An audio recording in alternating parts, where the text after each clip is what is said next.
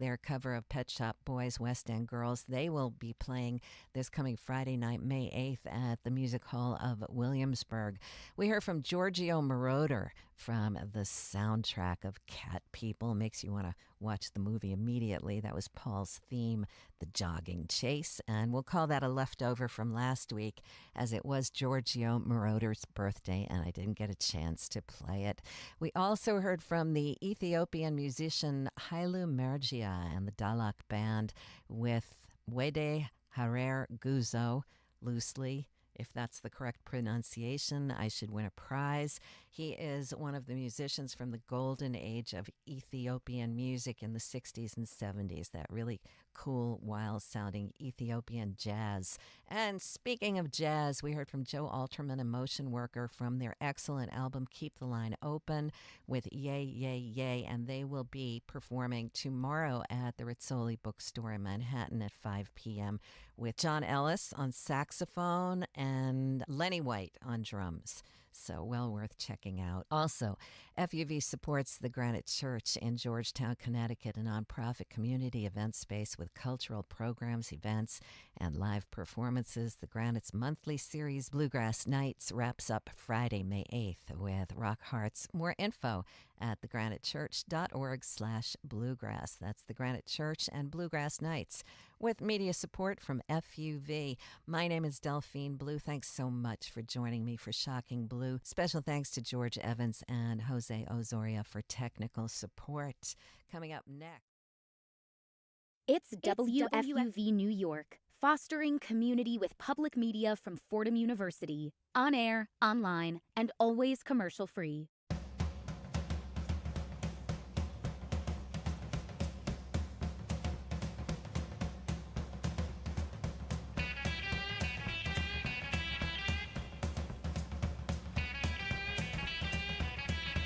Good evening and welcome into One-on-One, New York's longest-running sports call-in show. My name is Brendan Shorey, and today I am joined by the seniors in the FUV Sports Class of 2026. We are officially in May, and graduation is only 2 weeks away to the exact date. Tonight, as we finish the WFUV year, we honor our 15 graduating seniors, including 11 here today. Isabella, Terracini, Hope Nolan, and Chris Carrino all with me right now, along with Joe Henry, Tucker Austin, Griffin Stevenson, Gabby Price, Owen Kelty, Peter Brito, and Mary Hawthorn. We also have 4 more who unfortunately could not join us tonight: Barrett Spritzer, Max Spitza, Sabrina Lopez, and Abby Cristofaro. We will be taking calls all night long, as we are live right now on the radio at 90.7 WFUV and on YouTube from 11 p.m. until 2 a.m. The number is 718-817-2750. One more time, 718-817-2750. We have a long show ahead of us tonight between actual sports-related segments and then our senior send-offs that we do every year for our senior show. But before we get into any of that, Chris, Isabella, Hope, how are you guys doing tonight? It's good. I'm great. It's good to be here. We were walking in when we walked past the Keating building and the Eddie's parade, the Eddie's lawn. It's just bizarre that we're at the culmination of our journey here. It's crazy to think that we're done here, even thinking about how we looked at this place at the very beginning 4 years ago. And this is kind of adding on top of that, a final show. Me specifically, I've been around a while. I've seen at least 3 before this groups do this. Me and you are both 4 years yes. now at this point. Yeah. We joined as freshmen 4 years ago. Yeah. And now it's us, and that's pretty bizarre. Just us, y'all. But, congratulations on 4 years at WFUV. It's crazy. It is crazy. Yeah, right? 4 years went by, I think, quicker in college, but I think high school and college both go by really fast. Incredibly fast. Way quicker than you would think. Yeah, right? I feel like I just got back onto campus from Christmas break, and all of a sudden it's May 2nd. I'm what's going on? The semester's been so fast. Yeah.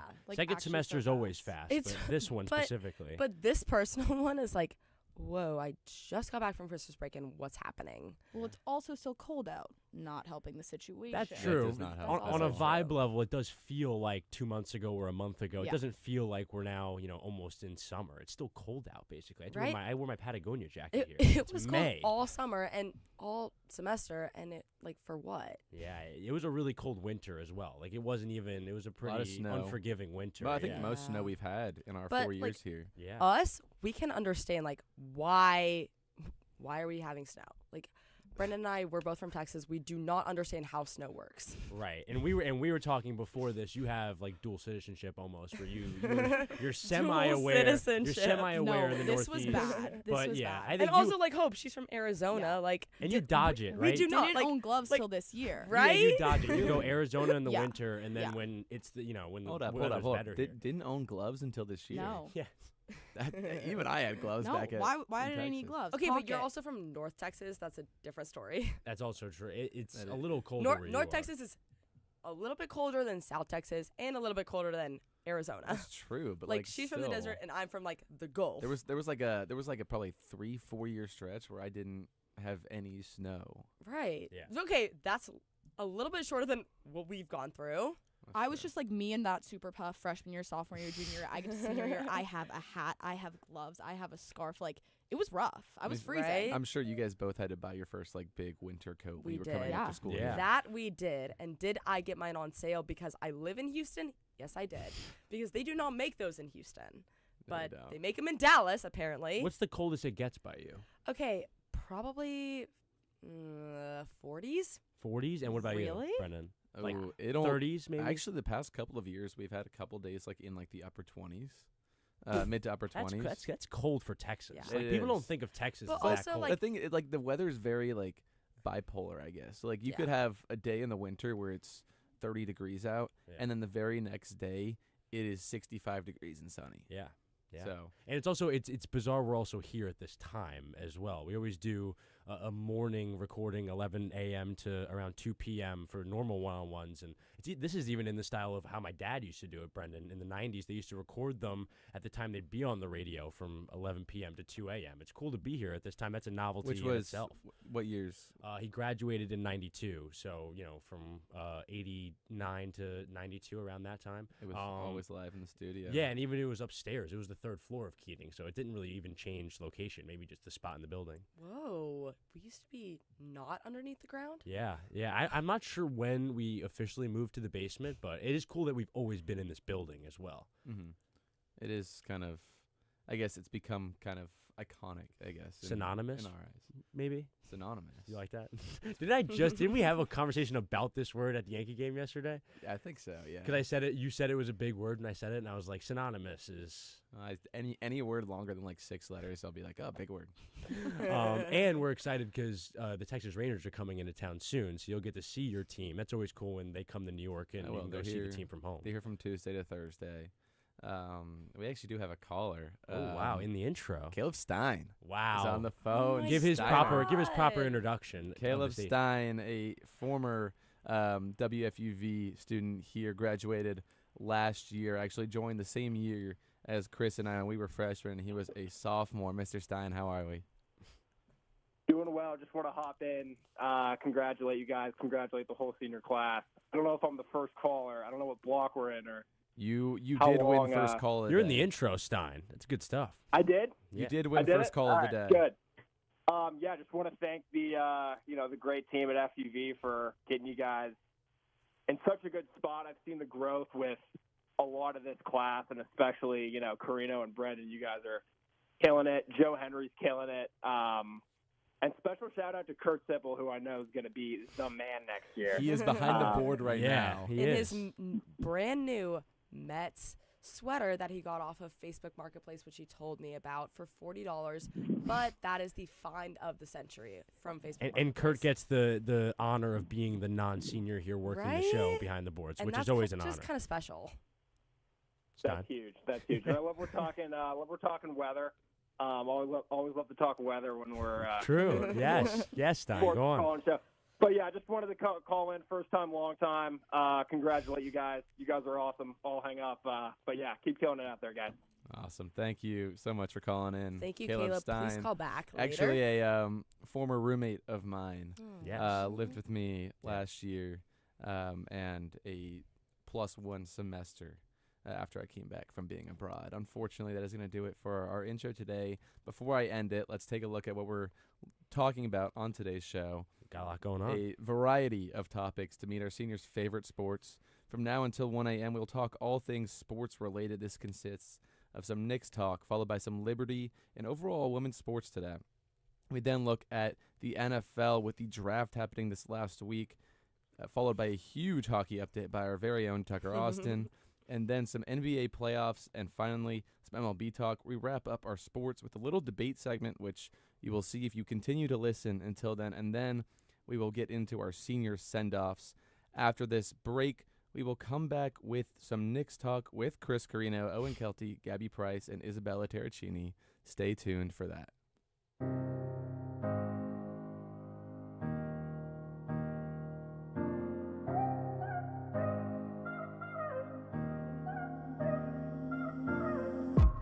Hey, what's up? It's Owen Kelty, one of WFUV Sports' New York Knicks beat reporters. Jalen Brunson and the New York Knicks look to dominate the East and bring a championship back to New York. Keep up all season long on my X account at Owen Kelty for all the highs and lows of New York Knicks basketball. WFUV Sports is your home for all things Knicks.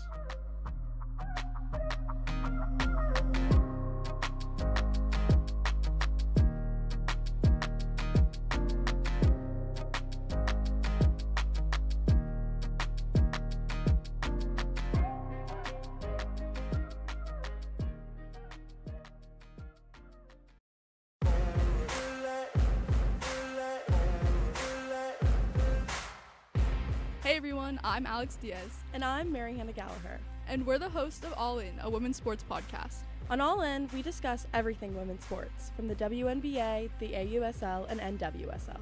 No matter the sport, we have you covered. You can catch us on Spotify, Apple Podcasts, or anywhere else you get your podcasts. All In is a production of WFUV Sports.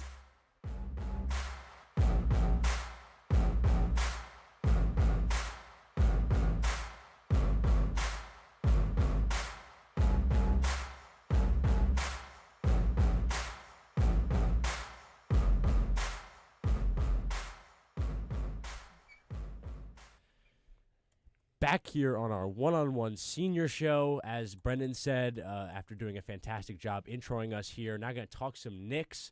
Of course, always a fun topic here at the radio station. Have some regulars here with me. Isabella coming along from the last segment. Good to have you back here, Isabella. And we have two newcomers as well, Gabby Price and Owen Kelty, two of our resident Knick beat reporters. Griff Stevenson's back there as well. The three of them cover our New York Knick coverage, our beat report coverage throughout the season. And guys, I know we have certain personal biases. Maybe not me, but maybe you guys. Are we sure? I don't. This I, guy Can we hates, get a this double guy check on hates the I Knicks. don't. You guys. This is fake news. The New York Knicks down 2-1 against the Atlanta Hawks in the first round. Sky is possibly falling. They win the series in 6, and not only win the series in 6, in Game 6, win that game, Owen, by 51 points. They were up 40-15 after the first quarter. They were down 11-5 to start the game, end that first quarter on a 40-15 run, and then a 43-21 for second quarter, ending just what was a barrage from the New York Knicks. It kind of persisted in that second half, but the damage was absolutely done in that first half. Owen, I know we talk about the confidence or maybe lack thereof sometimes with this team and with you in this team. How much confidence did you have in this team during that game, after that game, before that game? What has your confidence level been around this Game 6? And then we'll open it up to the group. I just find you fascinating, so I'm starting with you. I mean, I remember me and you were texting after that 2-1 series loss. We were down 2-1. You texted me, this series is over. And I genuinely was answering you. I was worried. I was worried about the Atlanta Hawks, but it was pure domination after that. They won by 16, they won by 29, and they won by, it was 51, right? At one point, they had a 61-point lead. I was watching that with my friends. I genuinely don't believe I've ever seen a 61-point lead in basketball. Like the scoreboard looked fake. Even the score bug on the bottom, it didn't look real. Even going into that game, I was very worried. I was very worried about that game. Yeah, that makes sense. we were heading into that game. We're up 3-2, but like obviously the Knicks have struggled years past to close out games. Every game's been close against the Sixers a couple of years ago. Even against Philly, it was the Brunson game winner. Like this core of players have struggled to close out series and even beat teams worse than them. I know the last 3 years they've actually lost to a team lower seeded than them. So I was a little worried about crazy. That's a crazy. You don't think it doesn't feel that way. No, it's crazy. But definitely was a little worried about the Hawks. But I mean, 5 minutes into that game, the Hawks were up. I think it was 11-5, and then since then the Knicks went on like a 70-something run. Yeah. And that was I've never seen anything in the sport of basketball like that in my life. It was like surreal. I'm like, it was genuinely I did not expect it at all. Like the Hawks seemed to. I think after the Game 5 loss, they kind of gave up in a way, like and they were outmatched as well. Like, the Knicks are a really good team. We have a they call were never as losing well. that series. And we have a call as well. I was told a few minutes ago. We were having a good time with the Knick talk. Ethan Best on the line, our fellow peer. He's here to talk a little New York Knicks, I believe. Ethan, are you there?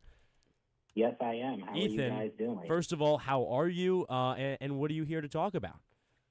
To be honest, I'm doing great. Fantastic. Can't complain.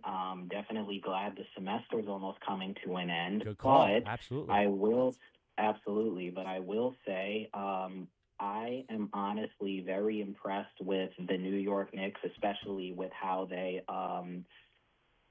performed in Game 6, especially given the fact that their halftime lead of 83-36 is the largest halftime lead ever in the NBA postseason. But I do want to pose this question to you, Chris. I know you said you don't have any biases here, so given the nature of this huge win in Game 6 over the Atlanta Hawks, how do you see the Knicks possibly continuing for the rest of this postseason? Fantastic question. Great question, Ethan. Thank you, Ethan. We can open this up to the group, Ethan. We appreciate you, first of all. We know it's late. It's around 11:15. We appreciate you calling in. And in general, for always staying up. and appreciate Can we get you. an unbiased opinion? 'Cause you're incapable of being unbiased. I on the wanted to Knicks. say, this isn't about me. This is not about me. The Knicks are a really good basketball team. The sea has parted for them in a similar way to last year with maybe Boston losing. I don't know how good Philly is. If Philly can stay healthy, they're a real problem. But there isn't a lot of strength in the Eastern Conference. The Knicks are a really talented team. They seem really well-rounded as well. They really took advantage of an undersized Hawk team. But I'm going to open up to you two coming in. And I'm going to talk to Gabby specifically because I find this angle interesting. You would have done the Game 7. Mm-hmm. You were pegged to work that one. We apply for credentials, and then you kind of know as the series goes on which games you're going to have. Did you think there was a chance it would go to a Game 7? How confident were you they'd get it done in 6? And then past that now, going into this next series, how much did your confidence change with it being Philly instead of who you kind of expected it to be in Boston for, the last 2 weeks? It's kind of a shakeup suddenly. No, yeah. I mean, to answer your first question, even from a selfish perspective, I never wanted the series to go to 6. Like, never, to 7, sorry, excuse me. I never wanted the series to go to 7 because even though I knew I would be reporting that game, I'd rather be there for round 2 of the playoffs. Can I say that? Especially if I was expecting a Celtics team. Not that anymore, obviously. 76ers have me a little more worried because, as we were seeing throughout the season, the Knicks lose to bad teams, and they do that kind of a lot. They struggle against teams who are different than them. That the Celtics, even if Tatum wasn't injured, I would rather have faced them because I think the Knicks elevate their level of playing against better teams. Like I the agree. Spurs. I think like a team like the Spurs, they play so much better against the Spurs than they Thunder. do the Hawks. Even like this past series, it was like we were down 2-1. The Hawks were a team that we were always going to win, but there was the chance of going to 7. Which is just crazy, and it should not have gone that way, but it's a CJ they pulled it out in McCollum-led 6. team. And we have another call, Owen, so I want to get to it, but I do find, on her point, I do find it fascinating how similar the last 2 years' first-round series have been. Kind of weird in the beginning, but they really come through in the end strongly. We have Marco from Yonkers on the line. Owen, My roommate. I was about to say, I'm not Number as familiar one as you diver are. in the nation is on the line. Marco, are you there? Yes. Thank you. I appreciate that diving shout out. Marco, how are we? How we doing? First of all, I'm doing great, Chris. It was great to play some 5v5 runs with you a couple weeks ago. Absolutely. Always a pleasure. Always hooping. Yeah, so, Owen, this is for you. You know, with the Knicks in the second round of the playoffs and the NFL draft just happening and the MLB season getting into full swing, do you think that when the baseball giants are in town for a game against the Mets, they get dinner with the football giants? The Mike Francesa Classic, of course they do. They always get dinner together. Hopefully, the new Giants draft picks are good enough to get dinner with the Giants players. That's a good take. Hey, wait, and while we still have you on the line, Marco, you know that clip, and what you're referencing specifically is a caller that called into Mike Francesa's show asking if the football giants and the baseball giants get dinner when they're in the same town. Marco, do you think he was trying to be funny, that caller, or do you think he was serious? I've always wondered this. I think that guy was serious. Doesn't that make it funnier, too? It does. Yes. It definitely makes it funnier. I want to see how you guys really handled that question because it's a really tough question to answer. Thank you, Marco. Thank you, Marco. We appreciate it. You guys made my birthday. You made my birthday. Oh, happy birthday. Everyone happy shout birthday, out. Marco. Happy we birthday, sing? Marco. No, that's not singing. I don't do the whole singing Take thing. care. But happy birthday, Happy birthday, Marco. Marco. Thank you for the call. We appreciate it. Cool of you to support your roommate here on Of course, this late number night. one diver in the nation. And we've gotten so much talking in. Isabella, we've barely heard from you here. I just wanted to ask you broadly, because I had piggybacking off of what Gabby said. You watch the league broadly as well, just Right. in terms of series. When you win a series that decisively at the end, when they were down, as I said, down 2-1 in the series, you win so big in that last game. How much does that do for momentum, regardless of who you play? Philadelphia, Boston. How much of a high is this team riding right now going into the next round? I mean, I think they're riding like the most insane high ever. Everybody expected Boston to win. Like, I'm not gonna sugarcoat it. Everybody Sorry, thought El it. Jefe in the back. Joe Henry. We Boston genuinely should've swept apologize. them. Yeah. brutal. Apologies. No Philly people really at the station. When you maybe like one or two. Rest in but peace, Merrick Rhodes. Rest in peace, Merrick Go. Rhodes. That's a Oh good my call. Was that 2 years ago? Yeah, that's Was but that yeah, a poll a or prominent what? Philadelphia What a fan. pull. What a pull. You- Die-hard you- Sixers fan. You've been here a while, have you not? I'm Yes, old. he's I'm been getting around old. the I'm getting mill. old. I'm Yeah. getting old. Go on, Isabella. Sorry. Okay, but I think that they are riding the most insane high ever. I think that, going into this next series against the Sixers, like, it's still an East Coast team. It's still going to be exciting. Will it go to 7? Perhaps. We really have no idea yet. But I'm excited to see both of these beautiful beat reporters. Just like, Thank you. yeah, of course. We'll take it. Yeah. Take it. What was your Isabella? Beautiful beat Here's another reporters. question. This might be sort of random. From where you're from in Texas, what was your perception of the Knicks growing up? Like, what did you think of the Knicks? I really did not think of them one bit. Okay, got it. But then I was in Billy's last night, and I'm looking at the TV, and I'm Yes. like, okay, Billy's prominent and very famous Yankee Stadium Yes. establishment. yes. So I'm watching them, and I'm like, okay, Rockets not doing good. Okay, shift my focus. New York Knicks. And that a lot of people do that. The out of towners in Oh. college, they'll shift their attention to local teams, Knicks, Yankees, things of Yeah, that nature. and like I think it's Griff Stevenson back there, Yankee and Knick fan, And kind of a Knick Trailblazer, fan. Knick fan. Yeah, we don't know. He's Seahawks, shaking his head like he Giants hasn't fan. acted like a Knick fan for the last 3 years. He's fans of Um, 9 different teams. Yeah. Anyway, Doesn't matter. sorry. But we also have a caller, Isabella. I want to get to that. Kurt, that's all you gave me was that there's a caller. No. Mystery caller, appear now. Hello. Hello. Yeah. Hello there, caller. It's a question for Gabby Price. Yes, Will the Nova absolutely. Nation And have a and home who court? is this calling? I think I know who this is. I know. I just This want is him to Nova say it. Nation. Who is it, Gabby? Did you say Nova Nation? That's right. Who is it, Gabby? This is my father. This is Bill Price on the line. Very sweet. Fairfield, Connecticut. Shout. Mr. Price, we're Dad. happy to Big have you Nova here. fan. Apparently. He went to Nova. Nova Knicks, Shout of out. course. We Shout know out. there's a lot of overlap. What are you here to talk about? And specifically, maybe asking your daughter. Will the Nova Nation Knicks have a home court advantage in Philly? Ooh, absolutely. Is that the narrative? They 7 always home do. games. They like playing in Philly. They've Kyle talked Lowry about plays that. for the Sixers, though. He's a big Nova guy. Jalen Brunson plays for the But- Knicks. He Yeah. does. He is the only banners in Wells Fargo Arena. Okay, that well, they have Besides like the an ones that don't matter. Yeah. Jalen Brunson's the banners. indoor football and the banners. Gabby, go on. Sorry. No, I think it's a fair question, but I also think they've come from games there, like Jalen Brunson and Josh Harden. And it's all just a of them local thing, Mr. Price. I think the Knick fan base just travels well, especially when you can drive. Yeah, I mean, even in Atlanta, the fan base in Atlanta for this past series was crazy. And they all live, like, everyone, like, there's Knicks fans in Atlanta that live there. Yeah, and everywhere. Hey, Magic City. Dad, you're from New York and you're a Knicks fan. You went to Philly for college. You're That's repping right. Philly there. No, Would you have made the trip, Mr. Price, down to Wells Fargo, whatever? What is it called now? Xfinity? Atlanta? No. Atlanta is no, Philadelphia. Wells Fargo. No, it's not Wells Philly's Wells Fargo anymore. It's Is it something not? else. It's new. Does anybody know in the back? Okay, someone's looking it up. Would you have made that trip, Mr. Price, in college? I think Gabby said she's getting me tickets for Monday night. Is that right? Monday She has the New York or nowhere. She has the New York He wants to work Xfinity even, Mobile Center, Kurt even off the says. So clock. it is. I mean, an Gabby, you'll Still be there Monday Xfinity. night. She has the swag I on, will Mr. be- Price. This New York or nowhere Nick swag. Yeah, If she can get this, I'm sure she can I get asked her. tickets. He gave me for Christmas. See, Dad. game knows game. Thank Love you, you, Dad. Bill. Yes, thank you, Dad. And Wow. Mr. Price, Time. also, could we get a slight take on the current Villanova basketball situation? Obviously, new coach this year. Slightly disappointing, maybe end to the year, but maybe optimism going toward next year. No, I think you're right. Improving, made the turning, going to be back next year.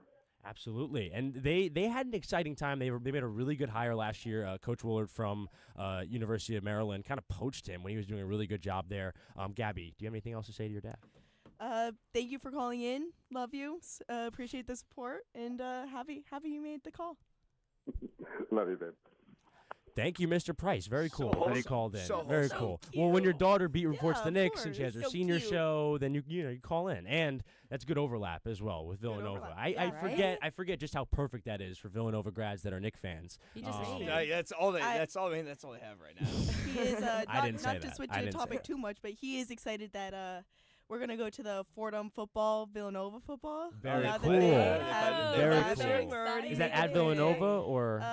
I actually don't know. Okay, I've But seen- they're now in the same conference, obviously. And you so- guys didn't score But that making game. that It's gonna be a going. lot They're to a all little. going. And to bring it full circle, when I was like 11, I saw Temple, Fordham play at Temple at Lincoln Financial in Philly, and it was the first time FCS team beat an FBS team in like a Fordham decade. won a and football Fordham game? won the game. Fordham That's won a shocking. football Chase game. Edmonds That's was running shocking. back. Well, you can leave your comments to yourself. Those Sorry, guys sorry. are trying We don't- hard over there. We don't win much. We like these those days. guys. We yeah. love them. We love them, but we don't win much.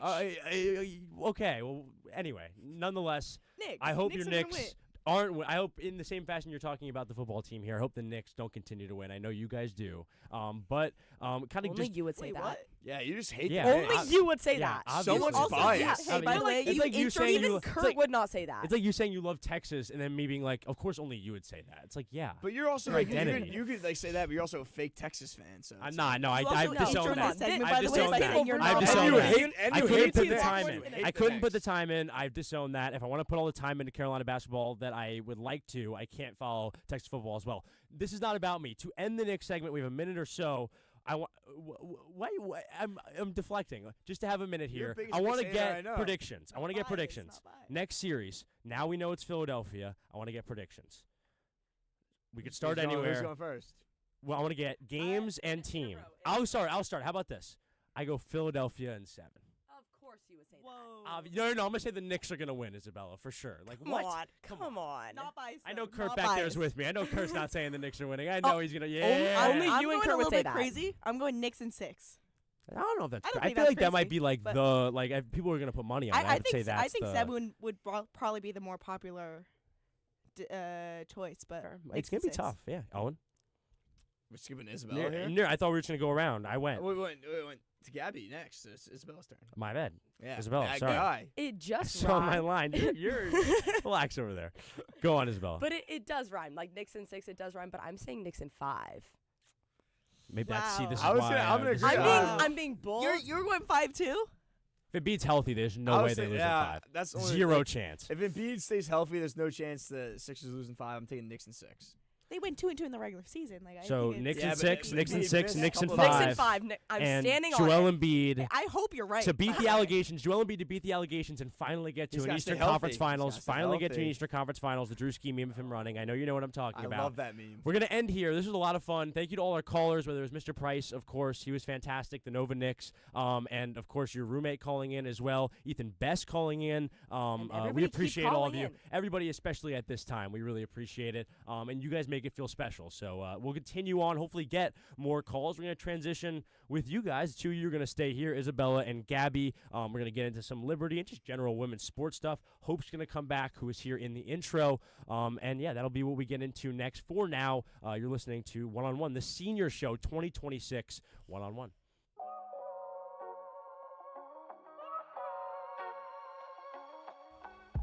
Hi, I'm Mary Hawthorn, one of your hosts on WFUV's tennis podcast, Cross the Line.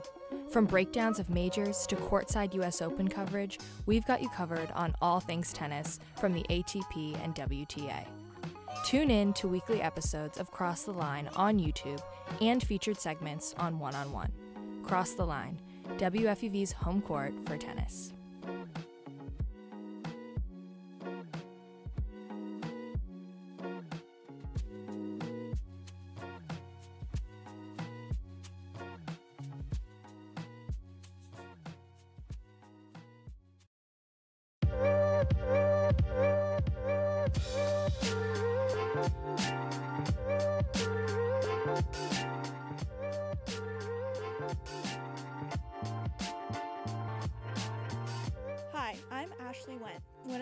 For FUVFC, WFUV's best, if not only podcast for all things soccer.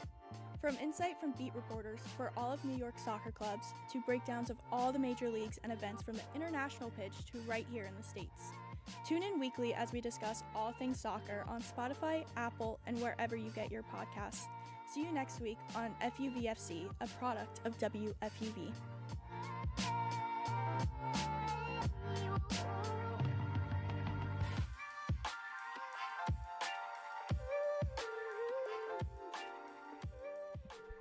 Welcome back to One on One, New York's longest running sports call-in show, Senior Show Edition.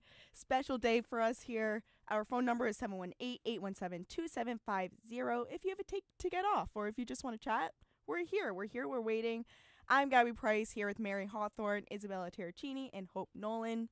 We are 4 out of the 5 female graduating seniors from the station. Congrats, guys. What a friendship we've made.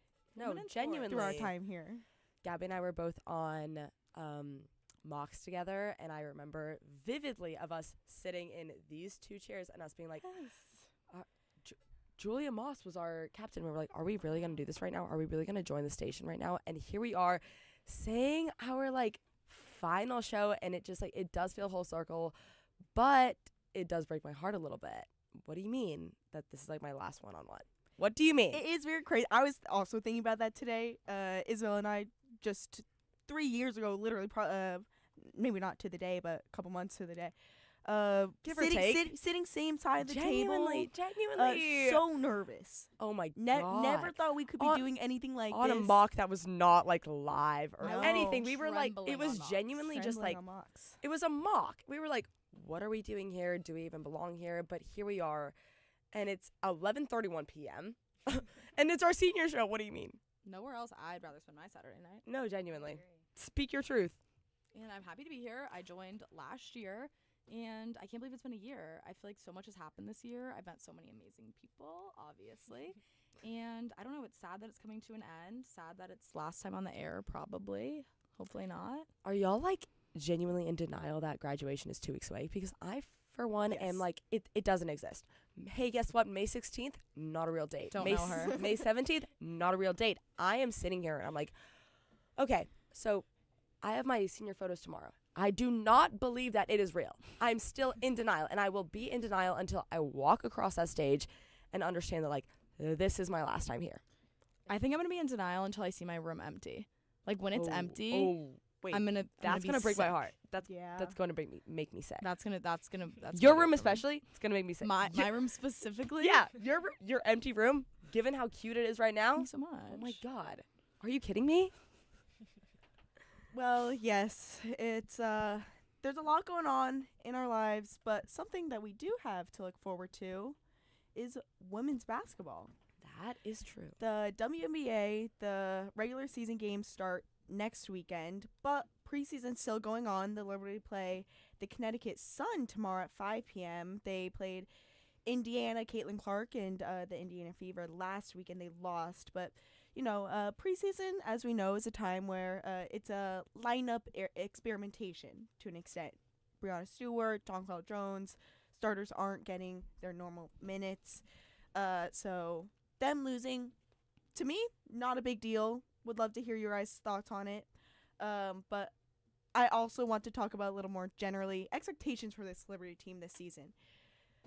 Because they're high again. They're high, new coach. You have most of your returning players back. You also improved your team this offseason. So going into it, I think even in a expanded W landscape, they have to be one of the top 2 teams. For sure. I mean, especially I think new coach, exciting. I think right now is the time to kind of get the kinks out a little bit, figure out what the issue is, kind of, yeah, like, I don't know. I feel like figure everything out now, and I feel like they're going to have a great run. I mean, it is still preseason, so I do see great things opening up for this Liberty team. I think, like, right now they're 4th in the Eastern Conference. I see them, gaining some momentum going into regular season. I have high hopes for them. Maybe that's bias, but I do think that Donquel Jones and Brianna Stewart are just going to enjoy this ride like they always do. They're going to enjoy it. It's 2026, and of course. They know that we're here. We actually have a caller on the line, not to interrupt you, but Glenn from Scottsdale, Arizona, I believe you're here to talk about the NBA playoffs. Welcome to the show. What would you like to talk about? Hi, Dad. Glenn? Hi. It's Len. Is this your dad? Yep, it's my dad. Hi, Mr. Nolan. Hi, Scott, Mr. Nolan. What's happening, guys? Show sounds great. How do we sound? How are the vocals? The vocals are really good. Does Kurt need to change anything, or are we sounding fabulous? No, you guys sound fabulous. You're getting me really pumped up to come to New York next week for graduation. This is good stuff. Next week? We're not pumped up, but we're glad you are. Yeah, I'm excited to see everyone. Excited to meet everyone. Yeah, it's gonna be a lot of fun. I am really, really bummed out though, because I thought I was gonna see my Celtics playing the Knicks next week, but they let me down tonight big time. I was excited to see Knicks Celtics series 2 as well, but we got Philly instead. I'm sorry for your loss tonight. It's gonna be a long run here until the Patriots start with Bruins out, Celtics out, and how bad the Red Sox are. It's kind of tough night for Boston. Kind of a bummer here. I think I'm gonna have to root for the Arizona Diamondbacks this summer. Ooh, whoa, that's a pull. That's a pull. I don't know if I'm gonna be there, but do you have a sports question that we can have your daughter Hope answer for us here on the show tonight? Or a take. I'd love Hope to give me a little bit of insight. I've been known to throw an occasional wager in, and what does the upcoming Knicks Sixers series look like in her mind? Ooh, so I don't like Philly, so I'm gonna go Knicks in 4. You don't like Philly as a place, or you don't like the team specifically? As a place entirely. Oh, okay. I'm not the biggest fan, so I think we're going to go Knicks in 4. I think what a way to end my current time in New York, and that would be a movie. I mean, that would be simply unbelievable if the Knicks win in 4. I would be a huge fan of that. I said 5, so we're on the same wavelength like Isabella that. said 5, and I said that was crazy, and then you said 4, and that's even crazier, I think. But it would be a movie. A movie. Well, I would be. It would be. I would be. I am from Boston, but I'm not a New York hater, and I would be excited to see the Knicks win and break the curse, because it's been a long time since any team in New York's won anything. So I'd be up for that. You actually know who has won a title in the past 2 years? The Who's New York that? Liberty. Oh, women's basketball. My bad. I should have known that. This is the women's sports section. That's right. Hope should have told me. Hope should have told me that. My bad. Accountability. No, it's all good. I'm just trying to spread awareness here. No, and that was necessary. But thank you so much, Glenn, for joining us on the show. We appreciate it. Do you have any hope?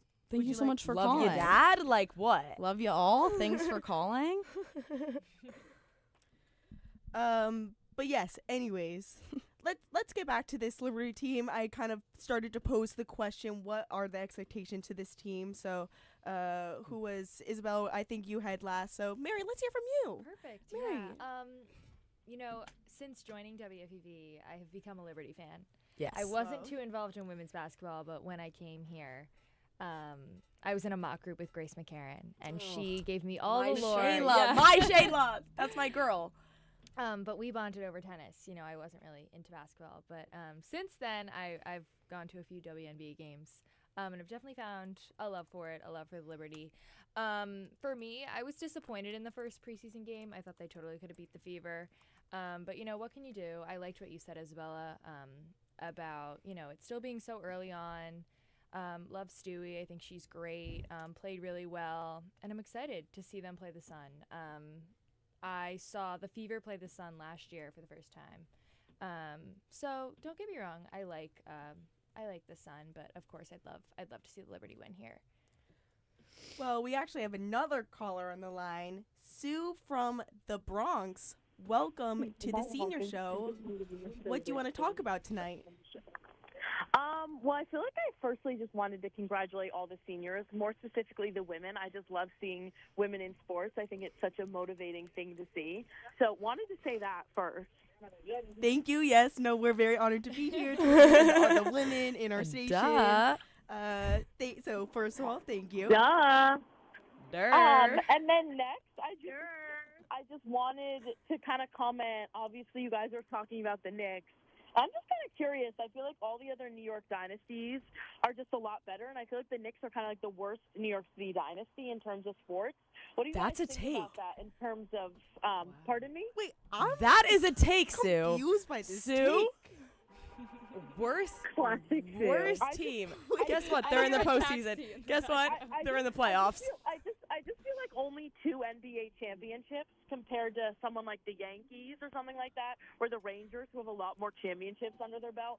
I'm saying, what do you think about, like, what can the Knicks do to become a better part of the New York City franchise? I mean, I think the only answer is to say they have to win. they have to win this next series, then they have to get to the NBA Finals. But also, like, how they win is just, like, really good defense. Just some, like, you know, Please, yes. awesome. Put the hands up, but don't touch anybody, you know? And probably get the ball in the basket. Well, we would like to play some physical Probably. basketball. Maybe just get the ball in the basket. Not that deep, though. Just my thought. Well, I would beg to differ, but Are you like personally one way to offended go right about- now, Gabby? well, I'm not personally offended. I'm just a little bit confused when you think about the 8 teams in New York plus. Yeah, I guess who's in Knicks guess are who's in the playoffs. definitely one of the more consistent teams that you see. Good, maybe at least in the past couple of years when you compare them to the 2 football teams. Yankees are pretty consistently in the playoffs. Mets aren't, but sorry, Grace. Liberty, hopefully. Okay, it's May and the Liberty season just started. It's still preseason. I'm really loving this Knicks team. Personally, I'm loving this, and I think that they can go far in the playoffs. I think they do have the ability and the strength to make that deep run that we want to see. And like I said, my prediction is Knicks in 5, and I'm standing on that. I'm standing my ground. I don't see this Philadelphia team doing much. But, Sue, to answer your question, this Knicks team has the potential to do great things. And I think with their bench fully loaded, with the starters being healthy, they are ready to take on the Sixers. And I do think that they can do it. And it does take maybe a little bit of tweaking, like what we saw in the game against in the last series, Atlanta. Yeah, in the little scuffle we saw, it was a little bit emotional. There were a little bit of little is a little okay a word choice. Personally, I was in Piatini's and the lights went out and the Right. TV went out, so I did not see the entire game, but it was still a movie. And I do think that there is some emotion, there is some drive behind this Knicks team that they know that they can do it. And I think that they are putting their best foot forward, and they're going to make that deep run. Hopefully. But Knock my on wood. last little discussion that I want to have before we unfortunately have to wrap up. Mary, this is for you specifically. You mentioned that once you join the station, you are the lead tennis reporter at the station. Period. So Roland Garros starts in 21 days. I know we're both very excited for this. May 24th is the official start date. Do you have a way too early prediction before we wrap up here? I'm so happy that you even brought that up. Gabby and I are on Cross the Line together, and it's been so rewarding. I've loved going to the U.S. Open and doing coverage, so I'm like eternally grateful to WFUV for giving me these opportunities. But quickly to wrap and talk about Roland Garros, I always love Coco Gauff. She's probably my favorite women's tennis player. Who doesn't? Yeah, literally. That's how I was like, this would be perfect to bring up here because considering she's American and just like so young and amazing and accomplished.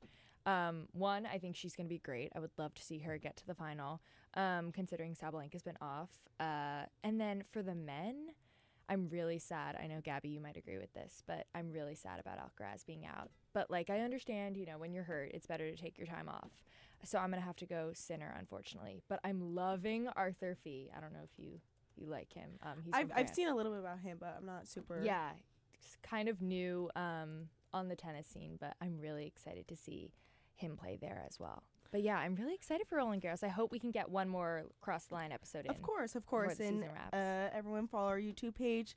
Stay caught up to page for that. But before we wrap up our segment here, Mary, this is your last time on our show this evening. Give us one last final message about your time here at WFUV tonight. Yes, of give course. us your closing statement. Well, one, I'm really happy that I'm going to be a graduate student at Fordham, so I get to continue being a part of WFUV. Amazing. Yay, this is so exciting. I'm really She's excited. staying. She's staying, Yes, everybody. Of course. I No- could never no leave one worry. Fordham. Yeah, so I'm so happy. I've loved being part of WFUV. It's been probably the highlight of my Fordham experience. So I'm really happy I get another year of doing that. And then two, kind of just to emphasize what everyone else said. I mean, the people here are just like the nicest ever. I was welcomed with open arms when I wanted to be involved. You all are amazing. Really, everyone on the staff has been so nice, so welcoming anytime. I feel like this is the only club on campus where genuinely, if you are confused about something or need help, like there is someone that is eager to help you. So that's kind of been one of my main takeaways. But yeah, it's been amazing. I'm so happy to be on the show with you guys, especially this segment with this crew. So yeah, We love love it. you. Thank We love you. And we're so excited to hear you more next year. I can't wait. We had a great senior year with you, and WFUV Sports is very lucky to have you back. So stay tuned for more Mary content the next year. Yep. But that will be it for us on this segment here. Up next, we'll be heading to the turf for an NFL draft segment with a couple other new hosts. But for myself, Gabby Price, Mary Hawthorn, Isabella Terracini, and Hope Nolan, we'll see you maybe a little bit later in the show tonight.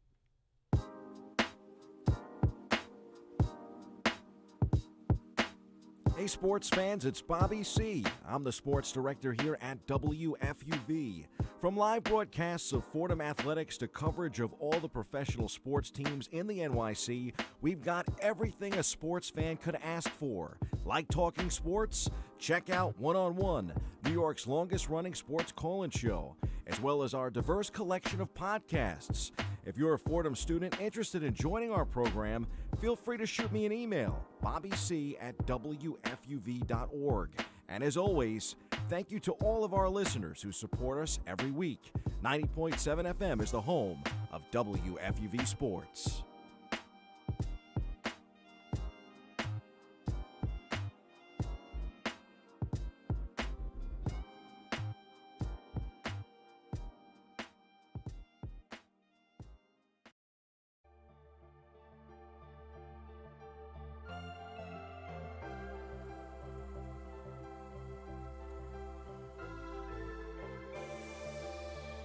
Hi, this is Mike Breen, WFUV class of 1983. WFUV is the flagship station of Fordham Athletics with live coverage of Fordham football, Fordham men's and women's basketball, in addition to Saturday one-on-one. Stay right here on 90.7 FM for all things WFUV Sports.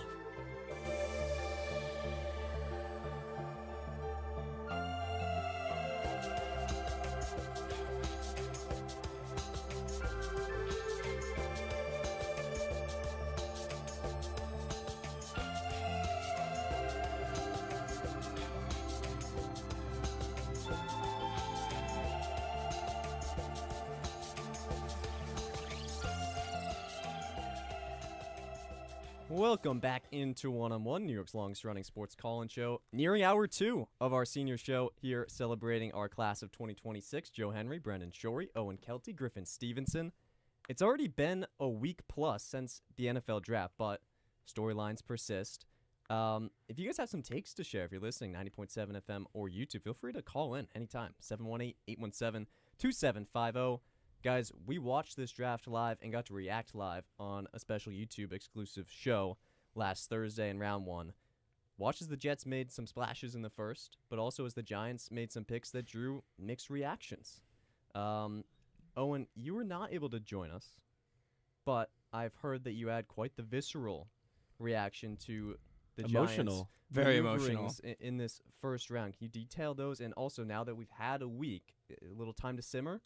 Yeah, I mean, I was watching Knicks games with my friends, of course, playoff games. Trump the draft because the Giants have been historically terrible my entire life, except for one Super Bowl win.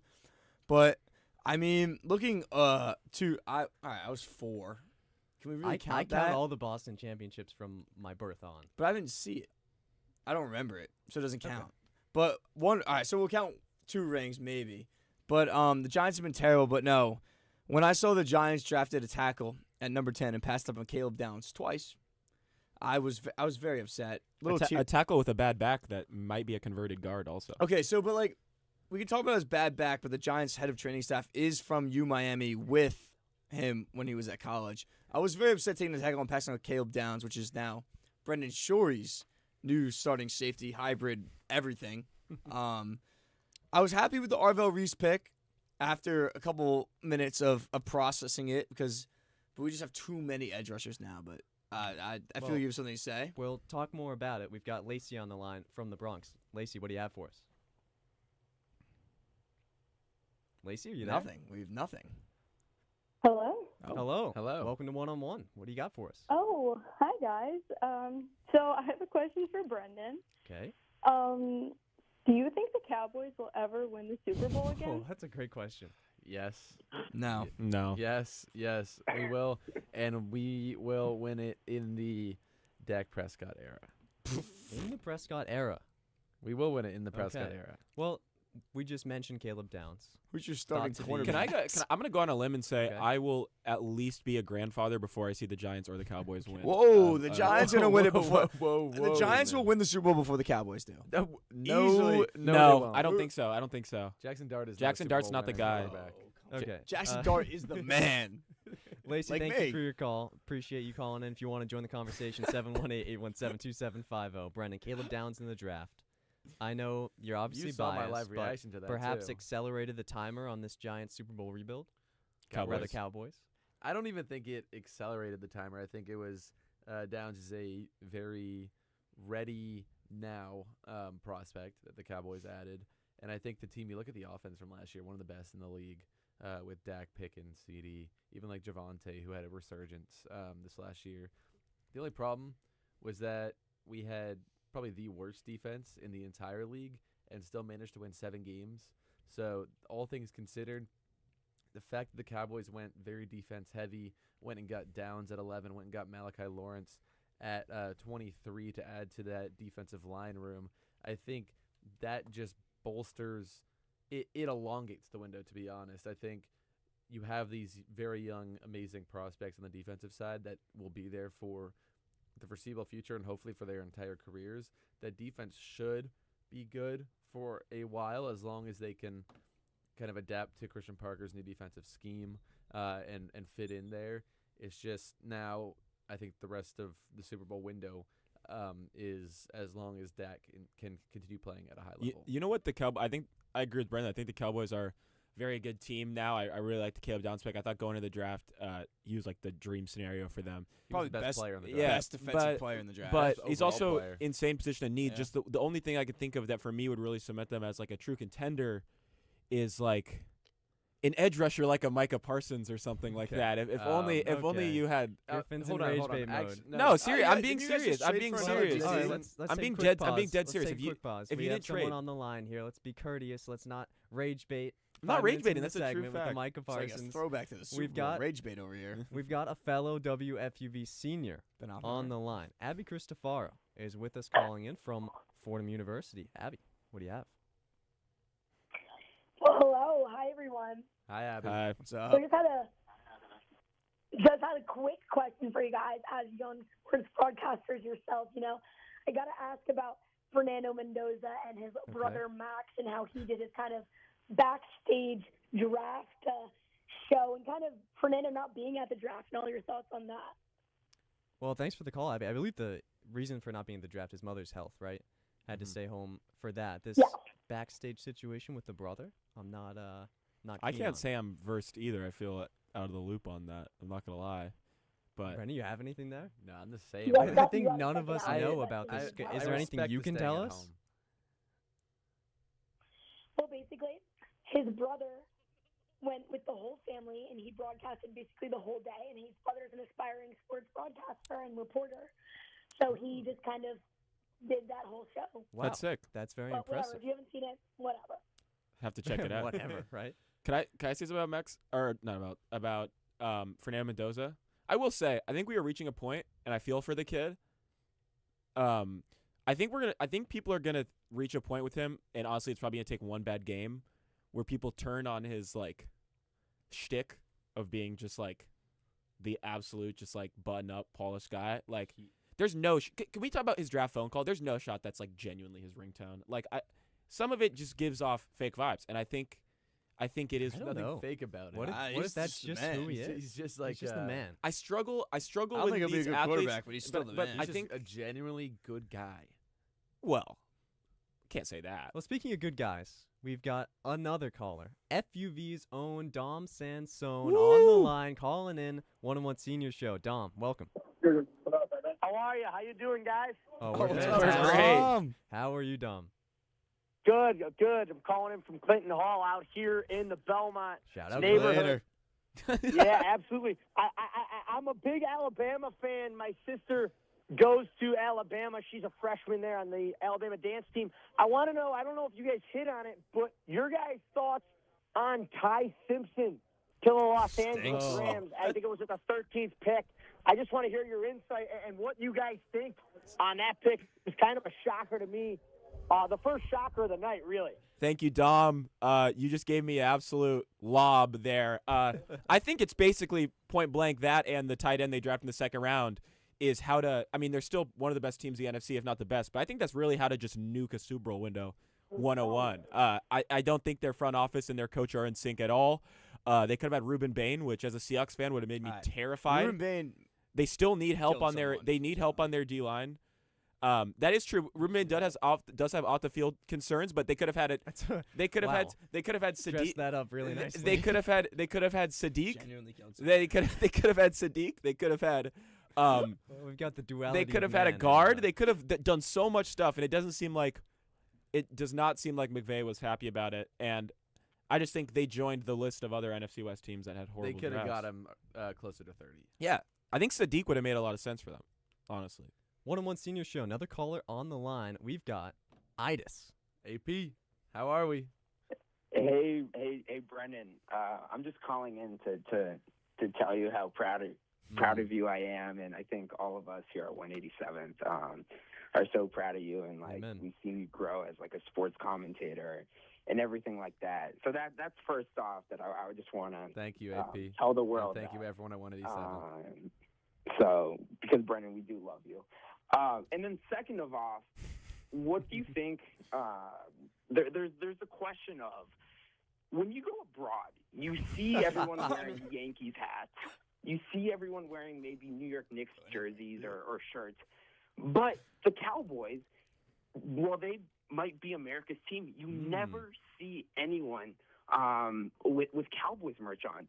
It would be great if you can kind of just speak a little bit more on that. Because no one studies abroad in Latin America. Dallas not. No one likes the Cowboys. The world's team, and notably this FUV senior well, class. the Yankees I think are the another man. part The Yankees are study the team. abroaders. I think another big factor in that is that American football is very based in the U.S. where you have basketball leagues, baseball leagues that are more kind of global, and in Asia and in Europe and in probably every continent except Antarctica. So I think that's a big part. But let's acknowledge that anytime there is a London NFL game, it is sold out. Even though it's usually the Jaguars playing. I did actually beat report on one when I was first abroad. ever FUV beat reporter to report on a different continent. Going global. You know what crazy? So Carson Wentz, I believe, played 2 games abroad in London this year. And there's the team that they play in Tottenham, which is a British club, their stadium. Thank you for Carson positive. Carson Wentz has the same amount of wins in their home stadium as them this season. Okay. And they play about 24 games in that stadium. I just think that's the craziest fact ever. But also, I wasn't joking when I said it's because people aren't studying abroad at Fordham in Latin America. I feel like if you go Central South America, you'd see a lot of Cowboys, you'd see a lot of 49ers, like huge there. Like, and that's why, honestly, I'm super excited for NFL. I love the NFL, like Mexico games, the Rio games. I think the Cowboys are playing. Yeah, I think I can't believe there hasn't been a Niners-Cowboys game for the Mexico City game. I really don't know why that hasn't. I'm pretty sure it's Cowboys Ravens this year. Yeah, That's Mexico City. Yeah, but I just don't know why that hasn't happened yet, because that would be electric, I feel like. But also you're right, Brendan. Like Yankees logo is almost like a fashion brand, whereas I still think NFL logos maybe don't Cowboys translate. Logo maybe just not as fashionable. Yeah, I would say that. The star is quite beautiful. No, but it's not as fashionable as Well, just a few ticks here from the midnight hour, and yet another caller on the line. This time, speaking of Clinton Hall, it's Travis Hayden. Travis, welcome. What's up, Trav? Hey, guys. Oh, 1 second. Travis. Sorry. The streets are missing Owen, Kelty, and Brendan Shorey right now. Brendan, Yeah, they I are. wanted to just call in and say real quick, no matter what you do, you guys aren't going to replace Micah Parsons. The Packers are still going to be better. Mike, I would rather take Micah with his bum ACL. Wow. That's all I'm going to say. Enjoy your first-round picks.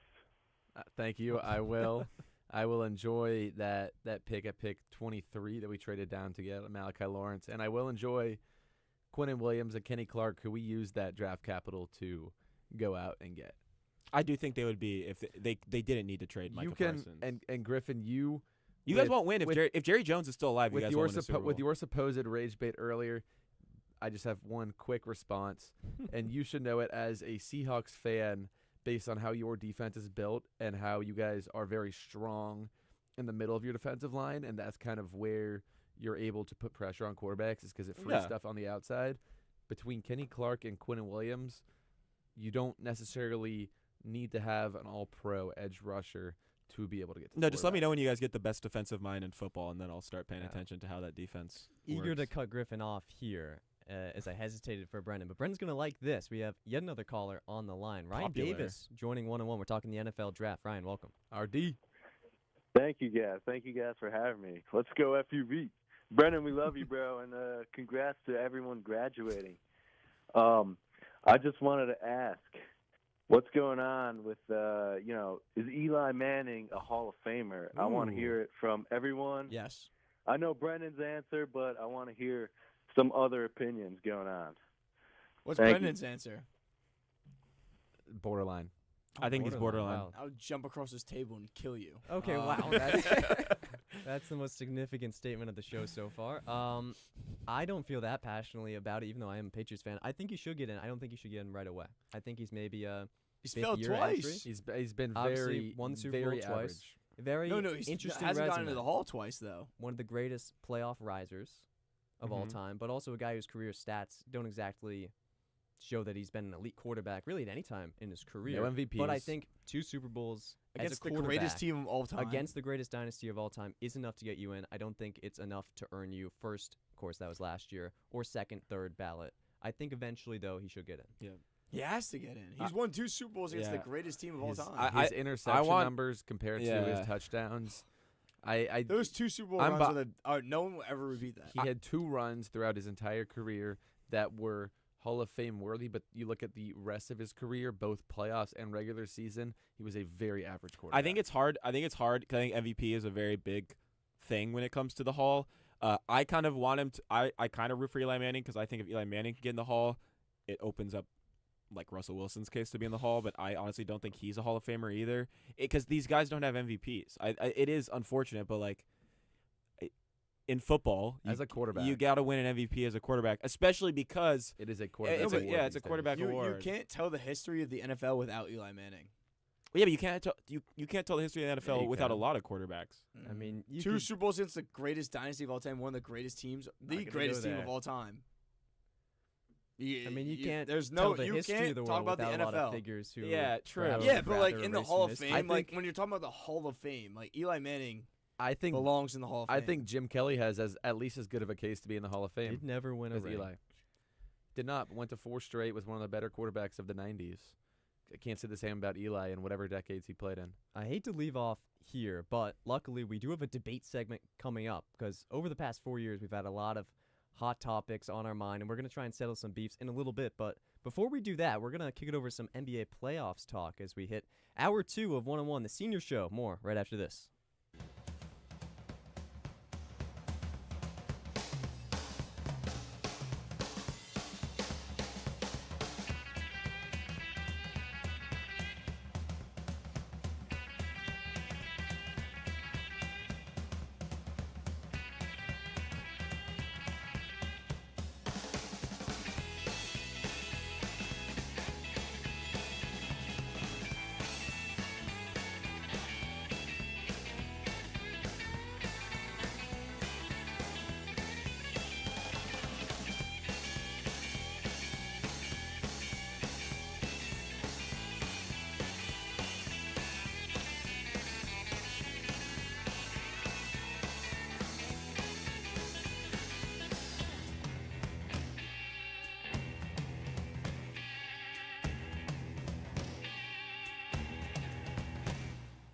You're listening to WFUV New York.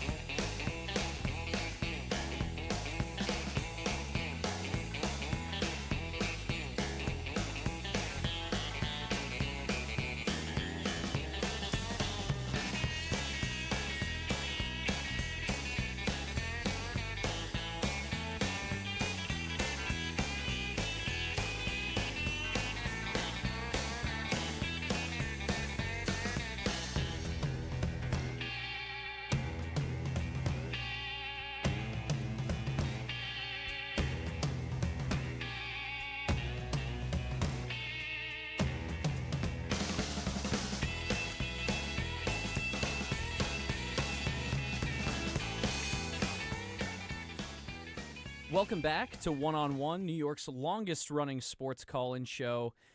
Before we get into our NBA playoff segment, I do want to take some time to get you up to date on the world of hockey. The One-on-One scoreboard.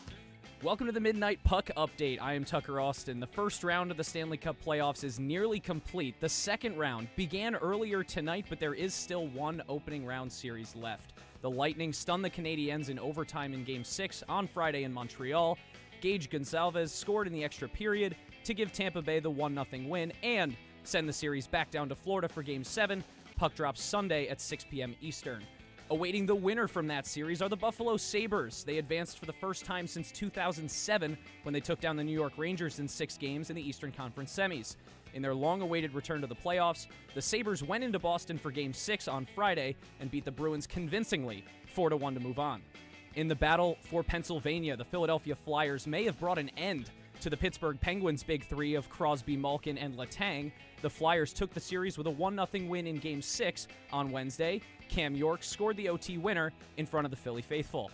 But the Flyers have a tall task ahead of them in the Eastern semis. Carolina made quick work of the Ottawa Senators, one of 2 sweeps in the first round this year. Game 1 was earlier tonight, and the Canes picked up right where they left off. Carolina beat Philly 3-0 at home. The Canes have not trailed yet in this year's playoffs. Things are just as wild out west, where the other series sweep belongs to the Colorado Avalanche over the LA Kings. After the Habs and Lightning on Sunday, the Avs will take on the Minnesota Wild for Game 1 in Denver at 9 p.m. Eastern. Minnesota plays a rough and tumble series with the Dallas Stars. In 6 games, the Wild clinched that series in the Twin Cities on Thursday. Quinn Hughes scored twice in that 5-2 win.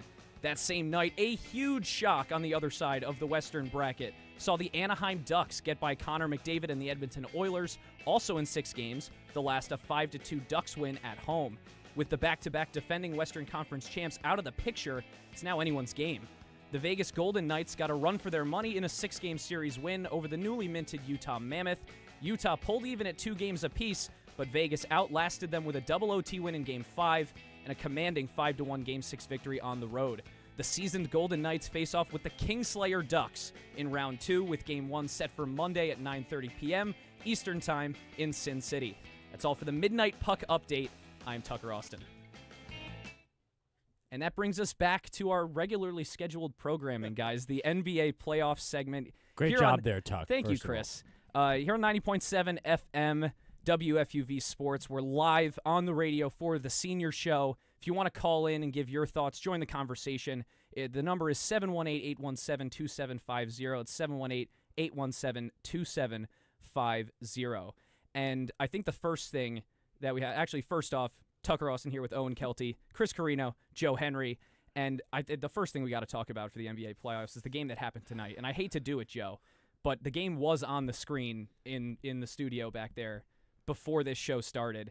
The Boston Celtics are out. And first of all, I love that we get a little hockey in as well. Oh, yeah. Just get a little, I had to. I had to get my fix in there, we're not going to do a full elongated segment. Just want to get in the information, want to fully kind of cover the full sports world. Joe, you're the guy here. Yeah. It's been last year tough. You walk into Madison Square Garden, a series you think you can win. Throughout the series, you maybe lose confidence, gain confidence. Tatum goes down. It's been a 2-year stretch of really just tough losses and tough outs in the playoffs. What are you talking about?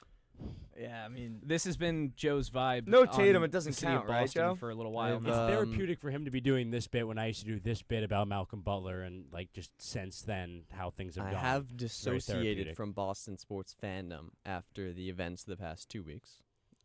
Very Celtics easy out, to do. Bruins out. Sox fired Cora. Mike Vrabel, and the man. Well, not Cora to mention and everybody else. Mike Vrabel, not the man. Won't be using the man, but yes, Mike Vrabel Certainly in the something. news for reasons that are less than ideal as well. Yeah, this was a tough one. Less than ideal. And certainly not one I saw coming. Game 1, 32-point win for Boston. Biggest blowout win in Game 1 of a playoff series for Boston in franchise history. That's the most storied playoff franchise in NBA history. Beat the brakes out of the Sixers Game 1. You think it's going to be an easy series. They give you a great fight Game 2, even it up.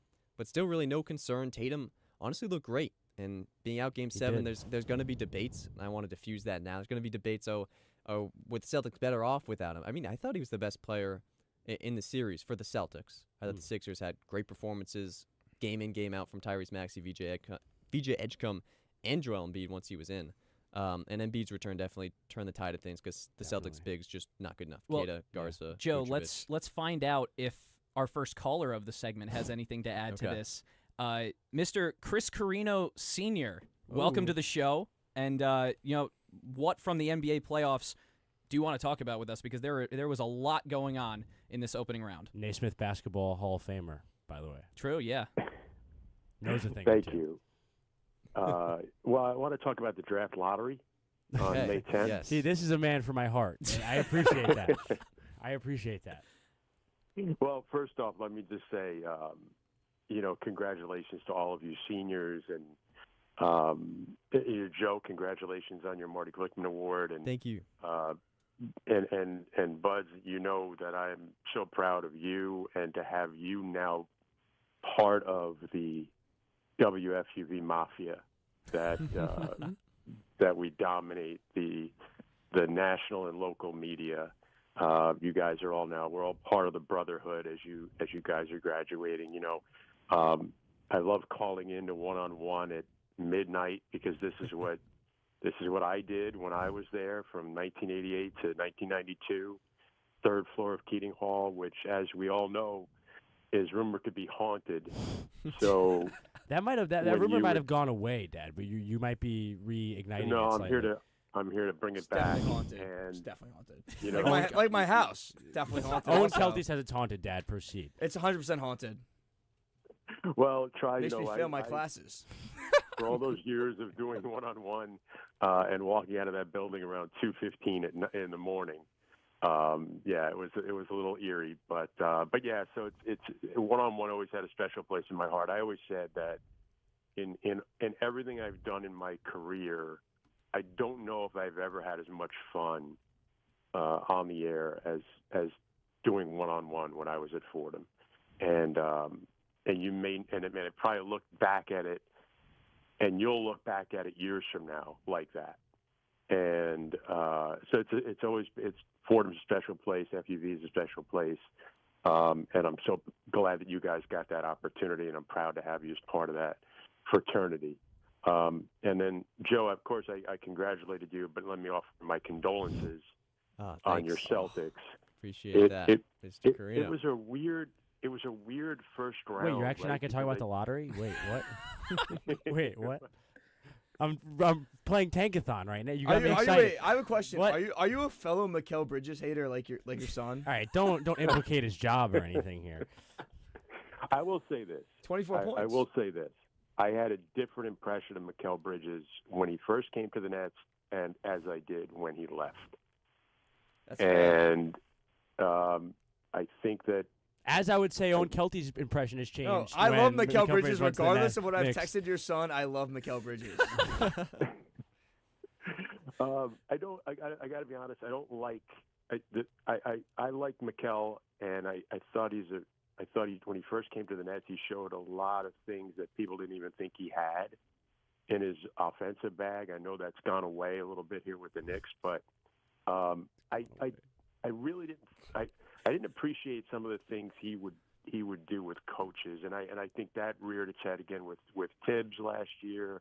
It even started again with Mike Brown this year. I think he's got to learn to just be quiet when it comes to talk about his coaches in the media, and sometimes maybe he doesn't mean to. He did it with Jacques Vaughn when he was at the Nets. It's just not a good look, and I think that's kind of what soured me on him a little bit. But I wish him the best here. I think the Knicks are, as much as everybody wanted to throw dirt on them when they were down 2-1 against Atlanta, I think right now, you don't have to say what you don't have to. You don't really have to, dude. You don't have to say. I heard it, Chris. I heard it. No. They're I can hear in the tone in his voice what he does it we're very locked in. Well, it's like my friend Evan Roberts would do his emotional hedges, right? So he'll bet on a team that's playing his team just so that he can emotionally hedge. And Boston, Dad, as well. We don't need to talk more Knicks as well either. Because everyone here loves the Knicks except for you two. I know you ask about Mikal Bridges. We don't talk about Mikal Bridges. We all love Mikal. Mikal. Dad, finish. Please go on, Dad. The first round has been I know we have 3 Game 7s in the first round of the playoffs. It's crazy, but we haven't had good games. There's been a few lot of blowouts, games, obviously, but just so many blowouts. And so I don't think it's been a great first. Even though we've got 3 Game 7s, I don't think it's been a great first round. I don't know. I think as much as it seems like all the early season storylines that kind of went that didn't come to fruition throughout the season then came to fruition in the playoffs. All right, we thought Orlando was going to be a contender, and then look what they're doing against Detroit, even though they had an epic meltdown in Game 6. But they've got a Game 7. You look at a team like, Oklahoma City, far and away, right, got off to a start this year that was historic. People thought they were going to win 72 games, and then all of a sudden the Spurs beat them a couple of times, and everybody said, oh, maybe they're not the team we thought. And now when you look at them right now, they're healthy, they're going. They look like the only dominant team in the playoffs right now. I know the Spurs, too. The one game they lost was without Wemby in the playoffs. Yeah. Right?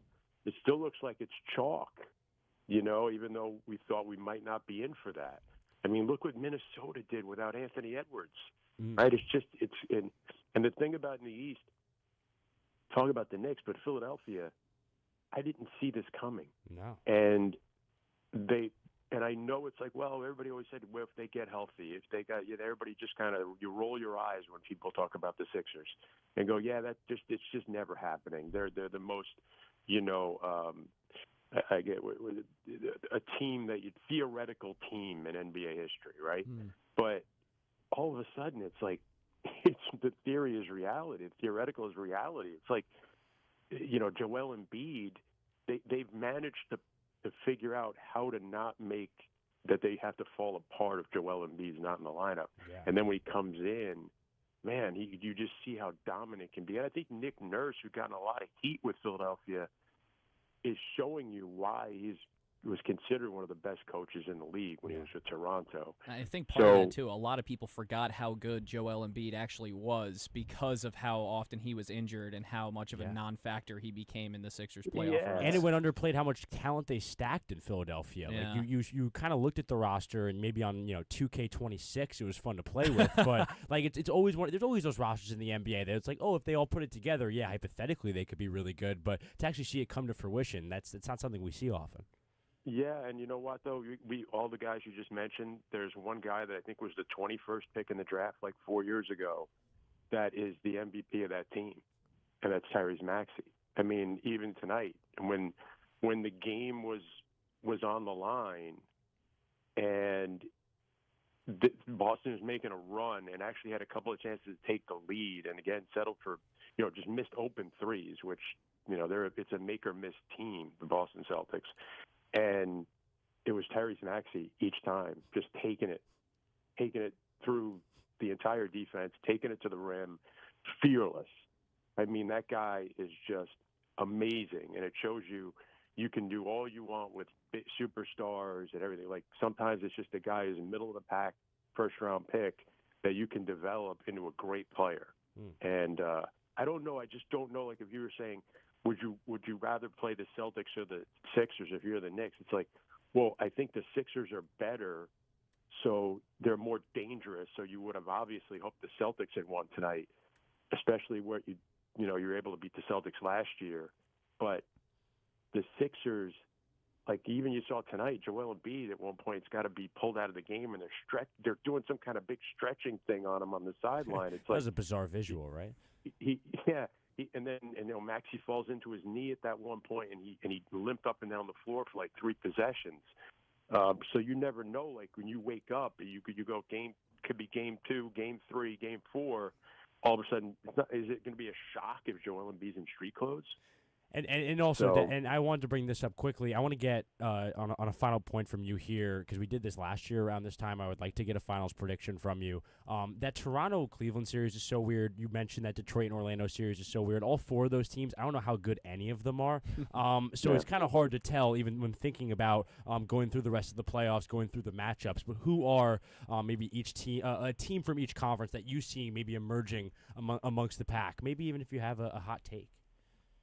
Because I do think San Antonio is maybe the hot take in the Western Conference, but I don't know really much further from there. Well, we've talked about this so many times, like regular season matchup and the head-to-heads don't necessarily mean anything when you get to the postseason. So what the Spurs did to the Thunder this year, to me, isn't telling me that the Thunder can't match up to the Spurs. Who's the only team to sweep in the regular season? The big 3, Miami Heat, Joe. I don't know. Paul Pierce, Kevin Garnett, Brooklyn makes Nets. sense. Yes, you were correct. Go on, Dad. Well, and don't forget, the To your guy who point. was probably the reason for that was Joe Johnson, too. He was another And great. it ended up to being Jason Tatum and Jaylen Brown. Go on. Yeah, but great trade. And ended up losing in that playoffs to them. But to your in a point, five-game the regular series. season, But it was there's not a close. ton of bearing there going forward, maybe. Yeah, I mean, maybe a little bit. I mean, but I think for the most part, you throw it out the window. Oklahoma City, just to me, I'm going to be shocked if they're not in the final. Let's just put it that way. And I think that I know you're not going to want me to say. Don't I tell think me. No. this next series that starts on Monday between the Knicks and the Sixers could determine the eventual finals team from the Eastern Conference. And to my point of the other 4 teams in the conference are just complete question marks. All right. And yeah, you know, and I think if Detroit can get by Orlando, like I think if they can dodge that bullet, I still think that was maybe a bit of a wake up call. And if they play a team like the Knicks, like we saw last year, what a rock fight that was, that maybe there's a chance there. And God, man, I mean, we didn't even talk about Cleveland, Toronto. I mean, Toronto's And we can't keep that. We can't I keep know. going, but we appreciate it. Chris Carrino Sr., thank you so much for joining the show. We really appreciate you taking the time, but we do have to let you go, unfortunately. And thank you, Dad. As my dad, thank you. Thank you, Mr. All Carrino. right. Love you, pal. Congrats to everybody. I'll talk to you guys. Thank you. Thank you, Senior. And we do have to go to another caller who's been waiting very patiently on the line. Alan from New Jersey. How are you doing, Alan? I'm doing fantastic. How you guys doing it at Fordham University this evening? Oh, we're doing up, very, Alan? very I nice. don't know if I'm doing as good as Owen, but I'm doing fine. We're doing very nice here in the basement. Alan, what do you have for us? My man Owen. So I'm calling live from Donovan's Reef in Seabright, New Jersey. I've heard that's a great place. I've heard that's a good spot. It's the best the place. Place is rocking. Yeah. And I am a Fordham, former Fordham graduate, class of 1990. Shout out. Wow, shout out. So wanted to call you guys and say ask what's up. You know, quick question for you. So I know you guys are talking basketball. I was a football player. I don't want to talk basketball. Okay. Let's talk football. Who had the better draft, the Jets or the Giants? And I'm going to hang up. I'm wow. gonna It was Giant. Also, Yeah. wait, quick question. Alan. Is my dad there right now? No, he's not there. He's not here. Where is he? Well, Alan. we shout out I from don't know Donovan. where he's at. And quickly, because I Alan, wasn't on thank that you, last thank segment. you for the question, Alan. Yes, Alan, we really appreciate you. And I wasn't on that last segment. I think it's the Giants. I think people can underestimate it, but they made such out of the ordinary, such out of character moves. I almost have more confidence in them, especially with hardball in that draft. Yeah, and my biggest issue with the Giants is just I don't know how they're going to use all of the defensive pieces they have now. Like I really don't. I didn't understand their first overall, but Seems like they have a plan, maybe. the Jets just seemed kind of even more directionless than the Giants. I So actually it's kind of like I like both drafts. Jets directionless. I see where you're coming from. I kind of like how the offense stacks up. Defense, the whole other concern. Yeah. O-line a concern. God, the but second now is you look bad. at the weapons. You're like, oh, okay. There's a little something here. You retained Brees Hall and Garrett Wilson. No idea how they're still here. I know they Yeah, haven't it's been in the league bananas. that long, but it's kind of crazy how Yeah. bad the Jets have been. Then you have now 2 young tight ends. I think Sadiq's the one who maybe figures to be projecting to have a better NFL career. Kind of have weapons for a guy in Geno Smith, who to me I trust a lot more than any quarterback that's worn a Jets uniform, excepting maybe Aaron Rodgers, but of course injuries. what about Geno Smith? Since Geno Smith? Unironically, their best And quarterback. I'm not going going to bring up. I'm not going to bring up the Super Bowl winning quarterback. 'cause Not Aaron, that's- Aaron that's- Rodgers. I won't Aaron do that. Rodgers is not better. But he than played for the Geno Jets too. Smith. Well, Yeah. the Achilles injury. I remember Geno Smith on the Jets. That I was think Aaron Rodgers really with an Achilles injury. is better it than was a Geno whatever. Aaron Rodgers didn't kind play of a a whatever single day period of his time. life in a Jet jersey better than Geno Smith. I don't know how this segment turned into a football segment, but it got there Alan, eventually. Alan from Donovan's. That's how. Alan from Shout- Donovan's is a big-time Jets fan. We got there's one more call we got to get to. Paul from Virginia. Thank you Pete for Millie. calling in from way down The- south. the Paul, Pete what do Millie. you got for us? Hey, what's up? Thank you for taking my call. Absolutely. First-time caller, long-time listener. What's up, Paul? Quick question. Hey, how you doing, Owen? I hope you took a shower beforehand. Absolutely not. We don't shower. Glad to see you on air, though. Looking good, looking sharp.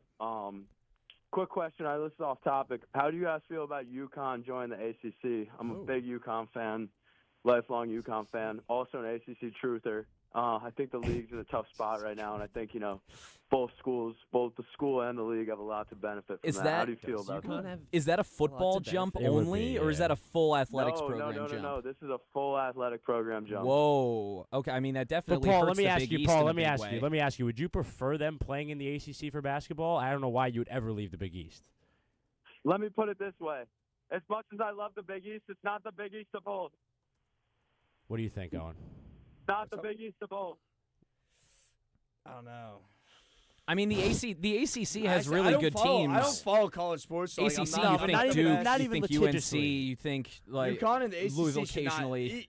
UConn is in the East. I'm a fan of it going the other way. I'm a fan of Georgia Tech, Syracuse, Boston College, Plus they link back and up one with Boston more College, going back yeah. to the Big East. Yeah. All the Big I and think Syracuse. Syracuse All the Big East makes schools a go lot back of to the Big sense. East. Stop kidding yourself. You're not that good at football, and even if you are, you can play football and basketball in different conferences. but I don't Notre think- Dame does whatever they want, and they're allowed to just do that. But then we act like it's like you have to move a world or move a planet in order for Syracuse to play in the Big East. Like it's I bananas. don't think Syracuse or Boston College or clearly now UConn wants to like go play Creighton once a year out west. Like I could say that about any what. well, true. The ACC Boston College has is in the ACC, and the ACC. Boston College is on the East Coast.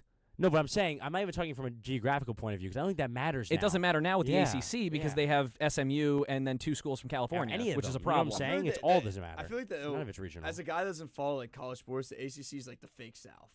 Like, Yeah, that's gotta well, be- it's the SEC. UConn is not. But in basketball, it's kind of the opposite. I mean, the SEC has been No. better in UConn recent will years, never but be all like a time, Southern Conference. Chris, come on, all It's just time different ACC is parts way of the more South. pedigree Just than the different SEC. parts of the South. The ACC comes from Clemson, Duke, North Carolina. It's higher than All right. necessarily the more southern football. It's different. I wouldn't say Either it's way, fake. The Fake is a Northern South. wrong. Yeah. And that's, the Big East culturally, it's just, especially basketball-wise, of course, that's kind of our leanings here, so I can't really My speak soft to spot. football. Kinda But hit the me in my Big East, like, it's a basketball conference Yes. above all else. Of course, there's other sports. Culturally, UConn being one of the blue bloods of the Big East, I can't see them moving conferences.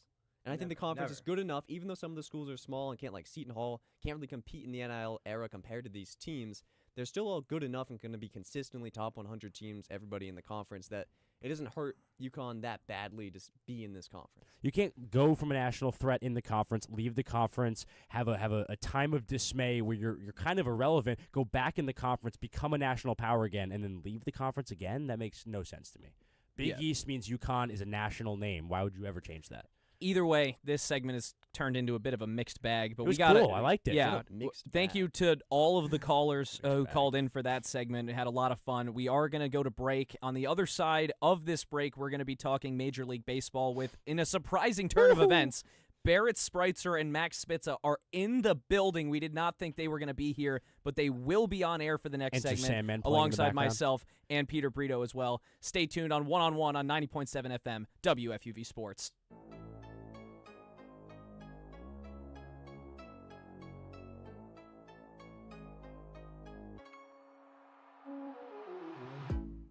Hey, this is Chris Carrino, Fordham and WFUV class of 1992. WFUV is your home for all things Fordham athletics, with live coverage of Fordham football, Fordham men's and women's basketball, in addition to our Saturday show, 1-on-1. Stay right here on 90.7 FM for all things WFUV Sports.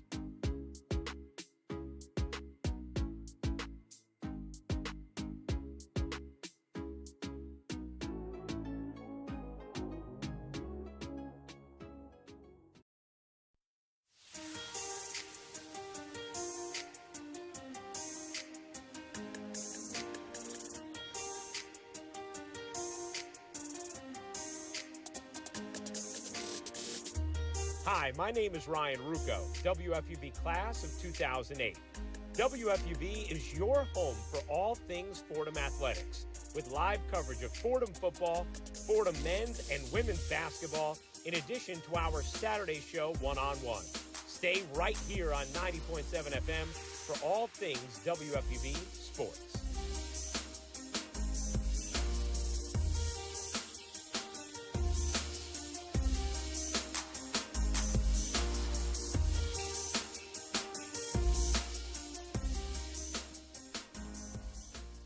Welcome back to 1-on-1, New York's longest-running sports call-in show. And the senior show this Sunday, May 3rd. We're across midnight. It's now 12:31 on the East Coast. And it's time to talk about our national pastime, the greatest game. It's baseball. Tucker Austin here. Peter Brito is with me, as well as Barrett Spritzer and Max Spitza, who have made it into the studio. Guys, we didn't think you were going to be here, but you are here now. How are you guys doing? welcome to the show. You ready to talk some ball? Ready to talk some baseball? First of all, I don't know why you wouldn't think we were going to make it into the show. The two of us live and die by WFUV Sports, but we had to come and talk some baseball. This is prime baseball weather, prime baseball time of the year. Oh, I'll tell you what, it's definitely prime time to go out and play a little bit. We played the WFUV softball game earlier. For those of you on YouTube, I am not hot. This is just how burned I got today. Pretty much everywhere. Don't worry, I will be fine in about 3 days. And you missed some prime Brendan Shorey magic as well. Oh, well, I mean, I was there for it. He was on my team when he walked off. This guy went deep twice today. The WFUV Sports MVP period for anything. Oh, for any active sports, yes. All-time WFUV home runs. We played basketball too, and Brendan was on one. I don't know how he was doing that, but he was going full speed right to the basket, throwing layups up constantly, and he goes yard twice when we play softball. He was spraying the ball all over the field. A1 type athlete, Brendan Shorey. But let's get into the baseball a little bit. I want to start with the Yankees because who would ever want to start with the Mets? If I can remember the name of the segment I have for the Mets, we'll get to it later. But the Yankees are the best team in the American League as it stands right now. They won Game 2 versus the Baltimore Orioles, 2-4. That is this afternoon, 9-4. Cody Bellinger, incredible day for him. A couple of homers, ribby single later in the game, and the Yankees. It's a 4-game split against the O's that spills into Monday, which is a really weird schedule, at least for me. I almost never, at least I don't remember the last time I saw a series spill over the weekend into Monday. But either way, it's a 4-game set, so they've at least guaranteed the split. The Yankees have also won or split every series since the Rays swept them out of Tampa from April 10th to 12th. So the Yankees absolutely rolling right now, 8-2 in their last 10. And, Peter, we could start here with you. The starting pitching for the Yankees has been really solid, but I am a little bit nervous about the bullpen. I don't know how you feel about it, but the thing is, starting pitchers have been consistently getting deep into games for the Yankees so far this year, and the bullpen hasn't had to do that much, but when they have, it's been shaky at times. Iffy, yeah, and I honestly think that if you can definitely rely on your starting pitchers to at least get you, I want to say 5 to 7 innings, your bullpen has to come in and at least have your back. You know what I'm saying? Like it's like you telling the starting pitcher, "Oh, here, do all the work," and then the closer comes in and then just and when you have a guy like Max Fried, it's easy to do, but you can't ask every starting pitcher to do that every single night, and it's sort of like that clock is going to run out for the starting pitchers eventually. I'd agree. First off, we do have a caller on the line. First caller of this segment. Caller, go ahead, because unfortunately I did forget. From the Bronx, I did forget your name that Kurt told me like 30 seconds ago. I'm sorry, but go ahead. What's happening? It's LA Beast, by the way. It's LA Beast. I just wanted to get your guys' input. Oh, right. On... Pat from the Bronx. Now I remember. Yeah, no. LA Beast is different. Considering that Aaron Judge hasn't won a championship, and it's not really looking like he will win one, considering Cashman is, like, the worst. How do you guys feel about the Astros cheating and taking one away from the Yankees? Oh, boy, that's a bad... You want me to take this one? You know what, Barrett? We have dealt with this situation on air before, but I think I'm willing to say I'm not nearly as hot about it as I used to be, but it still is in the back of my head. You might have caught me at a bad time, to be quite honest. With the Astros, well, it's been a long day. It's nearing on 1 a.m. in the morning as well. So, I get a little cranky at these late hours of the evening. But who doesn't? Doesn't help that the Astros might be the worst team in the they definitely are the worst team in the league, and they have the worst pitching staff maybe ever assembled. So we can get into whether or not Dana Brown should have been fired yesterday at another time. I don't know. The Angels have a worse record. I don't care if the Angels have a worse record. They swept the Astros almost. So, okay.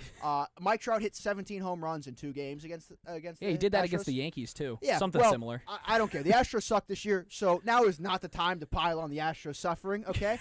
They got one World Series. Who cares? Let it go. The Yankees won't win one because Aaron Judge is a fraud.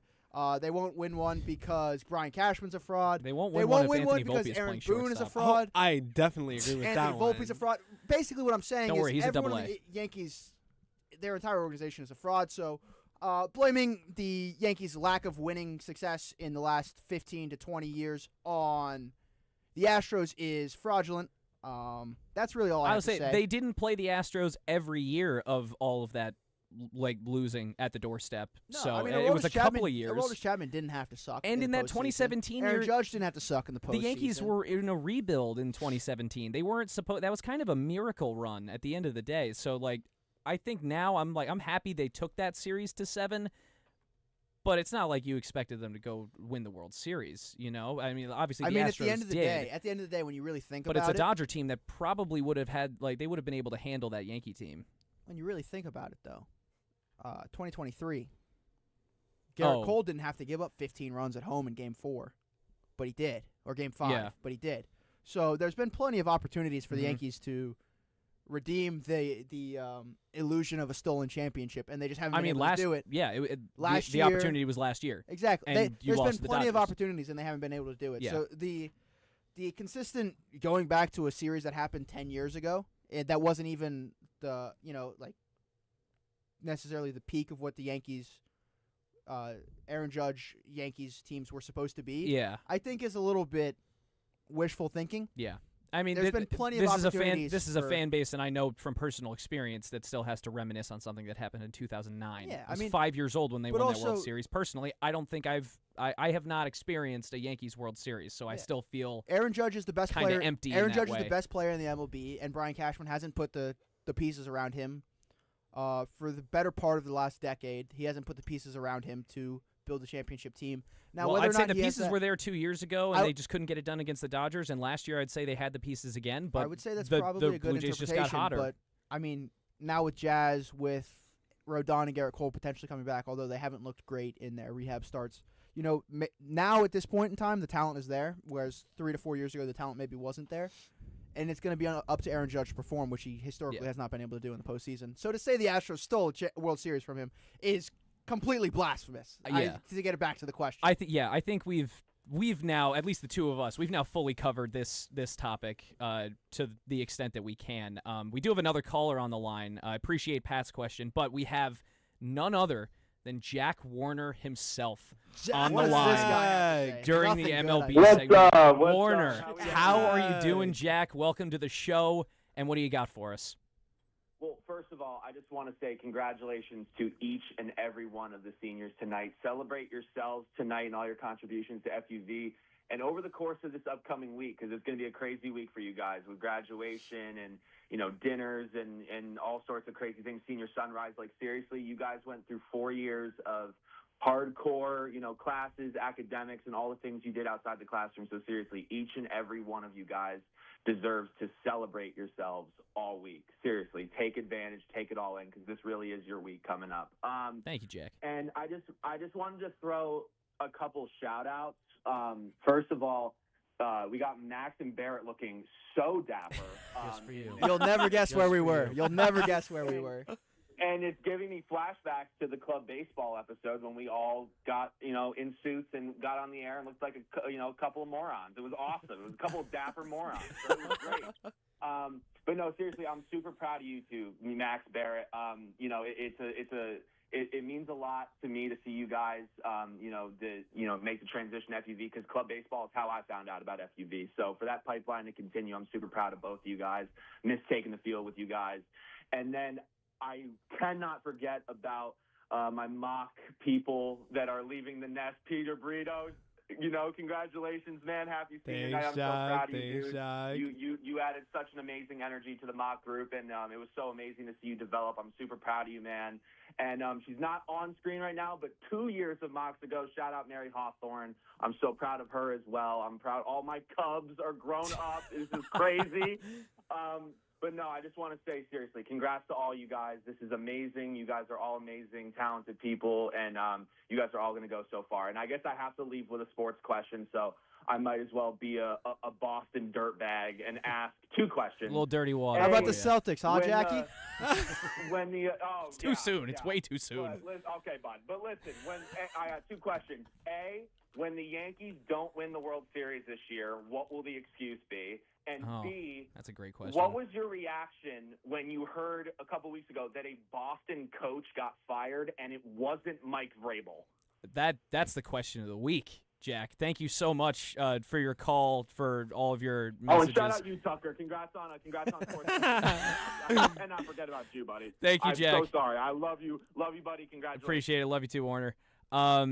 First off, let's answer what's the excuse when the Yankees lose before or in the World Series. I think the excuse is going to be it's not going to be the pitching. It's going to be the hitting. I think it's going to be the hitting, because the hitting did not show up against the Blue Jays last year. It's the reason they lost. The hitting did not really show up against the Dodgers either, save for the one game they managed to salvage. So I think it's going to come down to the hitting again. The Yankees have too many pitchers that are still on the road to coming back. Rodon is due to be back in a week. Garrett Cole is probably going to be back maybe this month, if not at the start of June.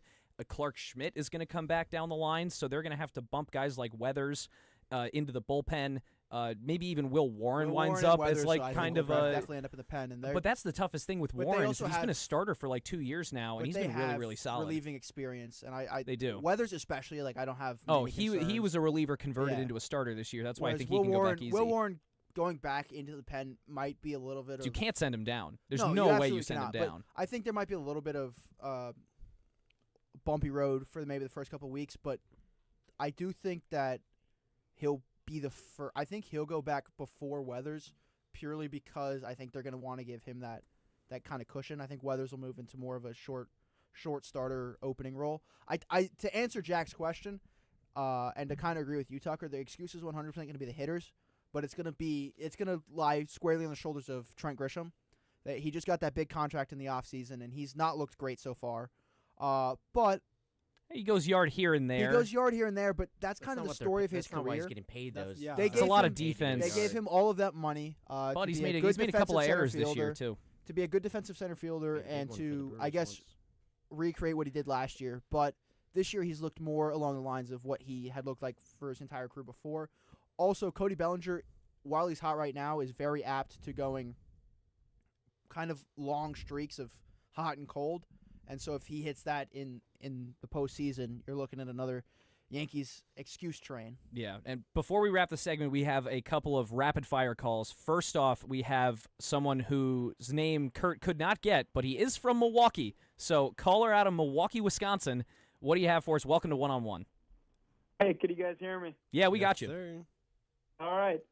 So listen, there's all this talk about the Yankees rotation and how great the Yankees rotation is, but what happens when you in the World Series, you run into a guy like Sal Frelick? People are calling the modern-day Barry Bonds. Like what are they going to be able to do against that? Hey, I 100% agree with you. Sal Frelick is an absolute beast right now. I am scared every time I see him step into the box. Like, honest to goodness, he is an excellent hitter. The Brewers just need to get out of their own way in the postseason. They need to get to the World Series. Thank God the Yankees don't have to face Nick Wang. If the Yankees-Brewers World Series, I think Sal's probably going to get a little Ohtani treatment. It might be an intentional walk. I think Frelick probably hits 400 in that series. I'd agree. Probably. Well, and then that's this year, but you're looking into the future when they draft a guy like Nick Wang. That's another problem they have to worry about. Yep, 100%. BC's finest, baby. BC's finest. Believe in the National League too. Once the Dodgers train finally runs out of steam, it's the Milwaukee Brewers league to take over. Yeah, and they rely fully on BC. It's Sal Frelick's world, and we're just living in it. 100%. Thank you so much. We're going to get over to our other caller before we get to the end of this segment. Enzo from Queens, please tell me you have something about the Mets because we have not talked about them yet. Oh, of course I have something about the Mets. Thank you, Enzo. This is Enzo and Bruce from Nassau County, New York. Enzo and Bruce. We're just wondering why Carlos Mendoza still has a job for the New York Mets. Well, isn't that the question? We're talking about a top 3 payroll in the MLB, and we're in last place, and I'm not happy. Yeah, this is a Mets team that has had some serious struggles this year, and of course, there's going to be rumors swirling around about Carlos Mendoza's job security because it's New York City. But at the same time, the Mets have also dug themselves so deep of a hole that Like, if the urgency isn't already in the clubhouse, it needs to get urgent in there now, and they need to start stringing some wins together, or they could be already out of the race for the There's NL no one East. no one in the clubhouse who's going to be able to do that, though. I mean, all season. So is Mendoza not the guy who's going to get that urgency up? All offseason, all we heard from guys like Enzo and Bruce from Queens is how great Juan Soto is, how great the Bichette signing is, how great Vientos was going to be and Beatty was going to be. Oh, yeah. All those guys. And all those guys have been. Well, nothing Soto. nothing to be fair, short of Soto was dreadful. hurt for a little bit, but Soto's still. been good, but everyone else has been nothing exactly short of what dreadful. I'm saying. It's either like they don't pitch good, they have terrible fielding, and they can't honestly, hit. And their top it's three like, starters are And fine. it's like the whole lineup is like hurt right now. But if you try to build a bullpen patchwork from former Yankees who got kicked to the curb, Devin Williams and Luke Weaver are not the answer, guys. They need to get off my team. Those two have blown Now. more games than I think they blew combined as Yankees in a shorter amount of time as Mets. And it's just all. They did blow quite a few games as Yankees. They did, but not nearly as many in this short of a time. They're Like just trying to recreate the Brewers bullpen right now, and it's a pretty much, yeah. And it's either they're getting from the Yankees or the Brewers, and it's not working yeah. for them. And I mentioned their top end starting, but Kodai Senga is down. He's on the 15-day IL, so that's another guy he who is needs to go back to the minors. missing. Really, at this point, the Ghost Fork needs to go. Says Mets Peter fans Brito. are completely out on Kodai Senga right now. I was a huge fan of the Ghost Fork when he first came up. The I Mets was, did but win. I was 4 too. years since then. I was 4 years too. since then. But 2 years in a row and you're getting hurt, bro. Get out. Just So get out. the Mets won Game 1 of their weekend series in Anaheim against the Angels. Game 2, I think, is still live right now. It had finished. Yeah, they got walked off. Okay, they did lose. Well, yeah, Oswald Peraza. That's so Mets. That was the name of the segment I wanted to make. Was not Oswald what's Peraza? wrong with the Mets, but rather what else is wrong with the Mets. Because what's wrong with the Mets feels a little overused and like it's kind of losing its Everything luster would be the answer. a little bit. So. What else is wrong with the Mets? We know a lot is wrong, but unfortunately, we have run out of time for the Major League Baseball segment. We gotta move on so that we have room at the end for our little exit interviews with all the seniors. On the other side of this break, we are going to be going to a quick little debate-style segment with some of the guys in the studio. Joe Henry, Chris Carrino, Griffin, Stevenson, Owen, Kelty are going to be back in the room. Thanks to Barrett and Max for coming out. Thanks, Peter Brito. I've been Tucker Austin, and we'll be right back with more one-on-one on 90.7 FM WFUV Sports.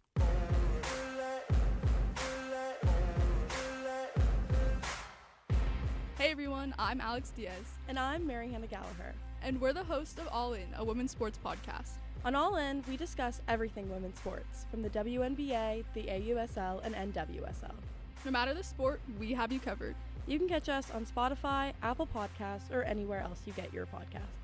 All In is a production of WFUV Sports.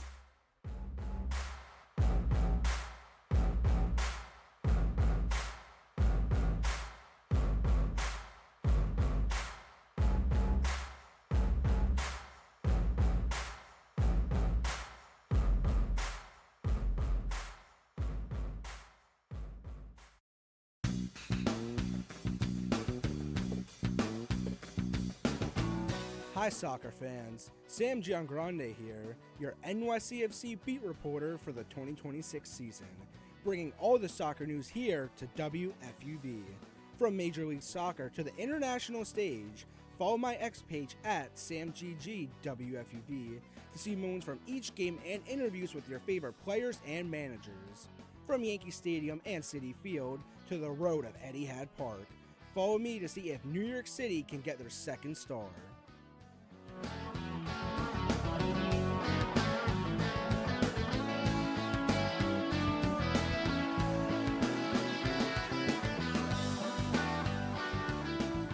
The one-on-one senior show continues. Joe Henry back with you. Look, we've got 15 people in this year's graduating class of 2026, and we have some boisterous personalities, and perhaps the three biggest of them all join me now. Chris Carrino, Griffin, Stevenson, Owen, Kelty, and of course, we have some beef to settle. If you've been listening long enough over the past few years of us being here at FUV, there's a lot of hot-button topics that have been debated on one-on-ones, on podcasts, really any type of show you could imagine for the past few years that have yet to be settled. Now, we have just 10 minutes until our final hour when we send off all these seniors, have everyone talk about their experiences here at FUV, but that's just enough time for us to hopefully settle some of these beefs. We've got a 60-second timer for each topic. I'm going to ramble through a few of these hot-button issues. We're going to get your thoughts, 60 seconds, and then boom, we're going to move on. Now, if you're listening, 90.7 FM or YouTube, you can also call in, add your thoughts to a debate topic, or even ask your own question. 718-817-2750, the number. That being said, timer, 60 seconds. We start with this. You're probably not going to be very surprised. Mikal Bridges trade, good or bad? You would argue good? I'm not gonna lie. How about either you argue Can good? I say neither? Can I just say neither? Like At this point, I mean, the Nets are terrible at drafting. Yeah. Mikal Bridges is not very great at basketball, but I kind of love him as a Knick, and great defender, eliminates. Great defender, medium great defender, and I don't know. I'm a big fan of him, but 5 first-round picks. If it was a team that can draft better, it'd be far and away a loss. I'm not a fan of 5. All right, can I give the spiel? All right, Okay. ready? You got 25 seconds. All right, here we go. So, the Mikal Bridges deal added, in hindsight, in the moment, it's good everywhere. I think the overlying point you guys made was the Nets can't draft well, so it doesn't matter. I think I can't disagree with something more. You guys are basing this off of 5 first-round picks they just took, which I would still argue all of which are still up in the air, and on the positive side of all up in the air, I mean, you could see it from 300 yards away as, I guess, a failure. That's Anyway. time. Right. That's enough. Yeah.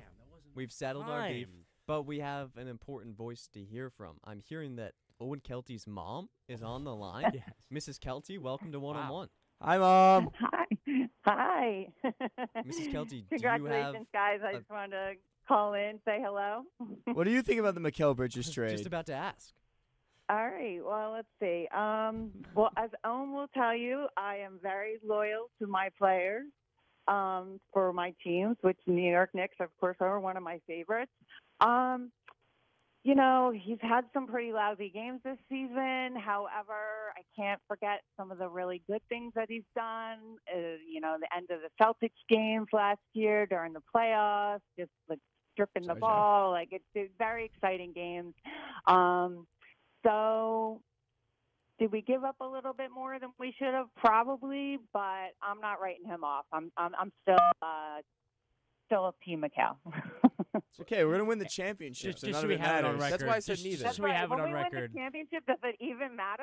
I mean, Exactly, Chris. None of it matters when we win the championship. Just so we have it on record, even Owen's mom is aware how good Sean Marks is at his job. He's Did you terrible at hear his job. what she The said Nets about stink. the trade package? Did you hear my that? mom lives in New Jersey. Not a Nets fan, because no one in New Jersey is a Nets fan. So your mom accounts for everybody in New Jersey? Is that Mrs. what Kelty, you're while implying? we have you to move this along, quick debate segment. We're talking some of the big hot button issues of the past few years.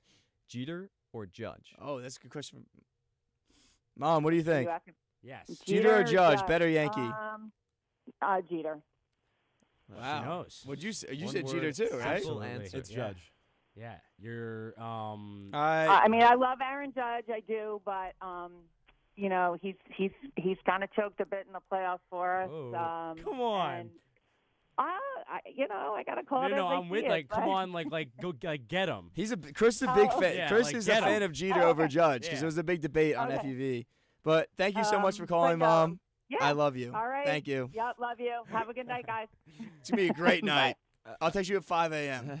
What a wholesome I interaction. think Judge is far and away better than Derek Jeter.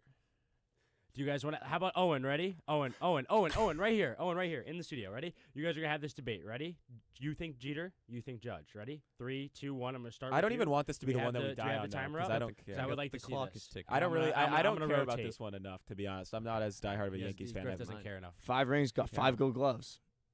Aaron Judge. I'm sorry. I'm looking at some of these other debate topics. I think Zero. I think Anything. the next All right. one. I think the next Joe, we'll one's do a the better one Griff wants. Well, What does Griff want? Let us move on. We've got a West Coast topic for a West Coast guy. There you go. Should Barry Bonds be in the Hall of Fame? Go. No, he's a cheater.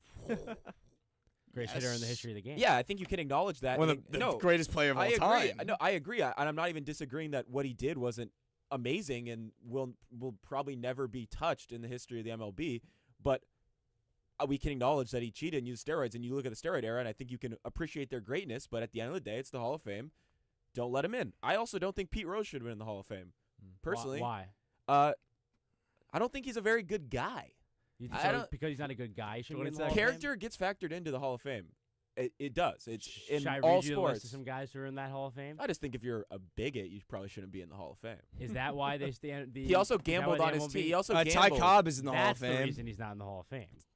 There's so many way worse people in the Hall of Fame. Yeah, they probably Far shouldn't be in the Hall worse. of Fame. Not a good representation of your sport. But Barry Bonds is like the one of the Barry Bonds great, also if famously not the greatest player of all time. Yeah, but again, you know that. Would there you are acknowledge? rules. Would you say he's the greatest player of all time? Who'd you say the greatest baseball player of all time? Well, it's Shohei Ohtani. Say Shorey, Tawny, and we're moving on. Oh, wow. Okay, yeah. This is how this works. On that note, note, Shorey almost collapsed back there. I liked it. That was a good end. Being I kinda challenged to liked have it to on stay in Maury. his I liked seat it. It was after funny. Griffin ends on such a high note, and Can't we move disagree on. more, but it was good. Talking about faces of leagues, how about the NBA? Who's going to be the next face of the National Basketball Association? Where are you going with this? Can we agree it's Wemby? Oh, okay. What do you Yeah, think? I agree. Yeah. Anthony Edwards. No. Anthony Edwards, dude. Brendan Anthony Shorey agrees with me. It's Edwards. Anthony Edwards. Personality, the swagger. He's also goated. I think he has the Allen Iverson. I'm gonna be this cultural, boat of a person where I'm just a I don't think massive Wemby is the personality to changer face of the league. culture. Yes, he Wemby does. He has the has best personality. LeBron, Jordan. Like, Yeah. he has that about him. You think Wemby is the Also he's international face. I mean, Anthony Edwards is Canadian. We're There's talking no, about he's swagger. American. No, he's not Canadian. He's I was American. gonna say. Yeah, I don't know. What am I? Talking about swagger, Owen, I immediately think of you, but 'Cause I'm the beyond man. just you, we've already had your mom calling. How about your roommate too, Patrick? Of course. On the line on What's up, 101. PT? We're talking the next face of the NBA. Let's stay calm, brother. Yeah, Hey, Pat. can you guys hear me? Yes, of course.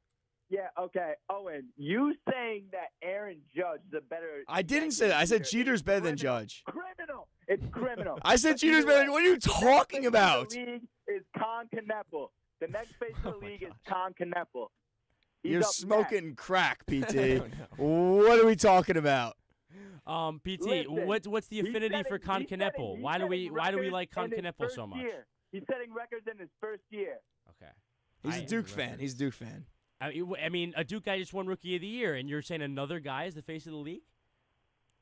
Yeah, Chris. I'm saying another Yeah, guy. Chris. I figured this is Chris. Yeah, Chris. I'm saying another guy. Figured, all right. Because Cooper Flagg is a bona fide scrub, and Con Kneppel is the truth. I'm a avid member of the Conclave.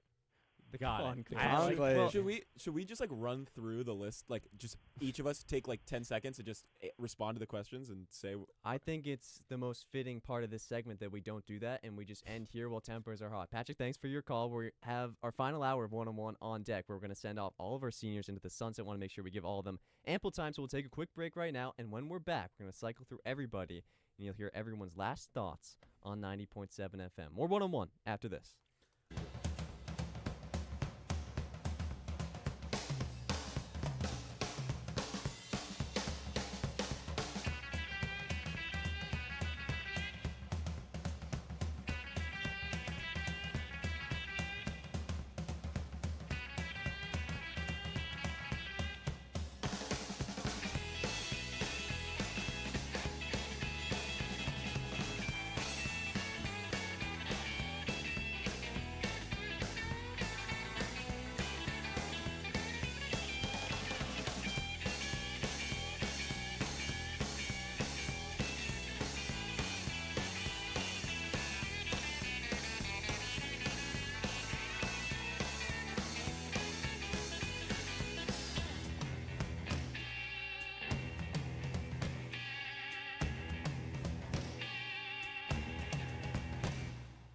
You're listening to WFUV, New York.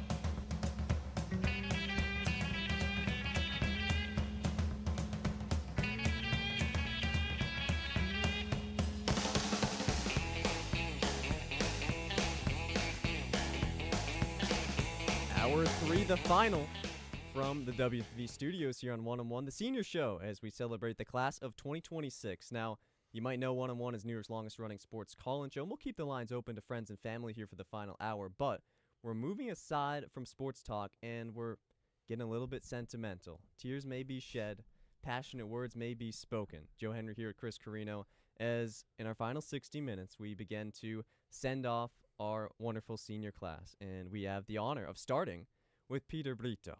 Peter, hello. One of our favorite personalities at the station, someone who has grown so much in your time here and has also been just a great friend to many, someone who you love to see around the studio. Earlier today, came to the softball game, had a lot of fun there, and now you're here. I was about to say, a standout on the softball field today. Absolutely, and stand out behind the mic in the softball game as well, also called a volleyball game, guy who has done a whole bunch of different things here. Peter, your final words. Man, I don't even know what to say. If I'm really gonna give a shout out to somebody, I have to give a shout out to Kurt. Kurt is definitely the one person that told me to be part of this. You know what I'm saying? And it would not be possible without Kurt. And I'm honestly glad that he was the one pushing me to do it. And like you said, I've gotten to do so many amazing things, not just on being on air, but just like the amazing people, the amazing culture of you guys that I have around me. It's just something amazing that I can't even put into words. Now, Peter, you joined a year and a half ago. This is your second full year at FUV. Yes, sir. Of course, the big cozy Kurt, the guy who's kept you involved all this time. Yep. First year, I'm sure, like many, you joined maybe a little bit shy, but what was that experience like, and how have you grown through FUV? How can I say this? I was very shy at first. I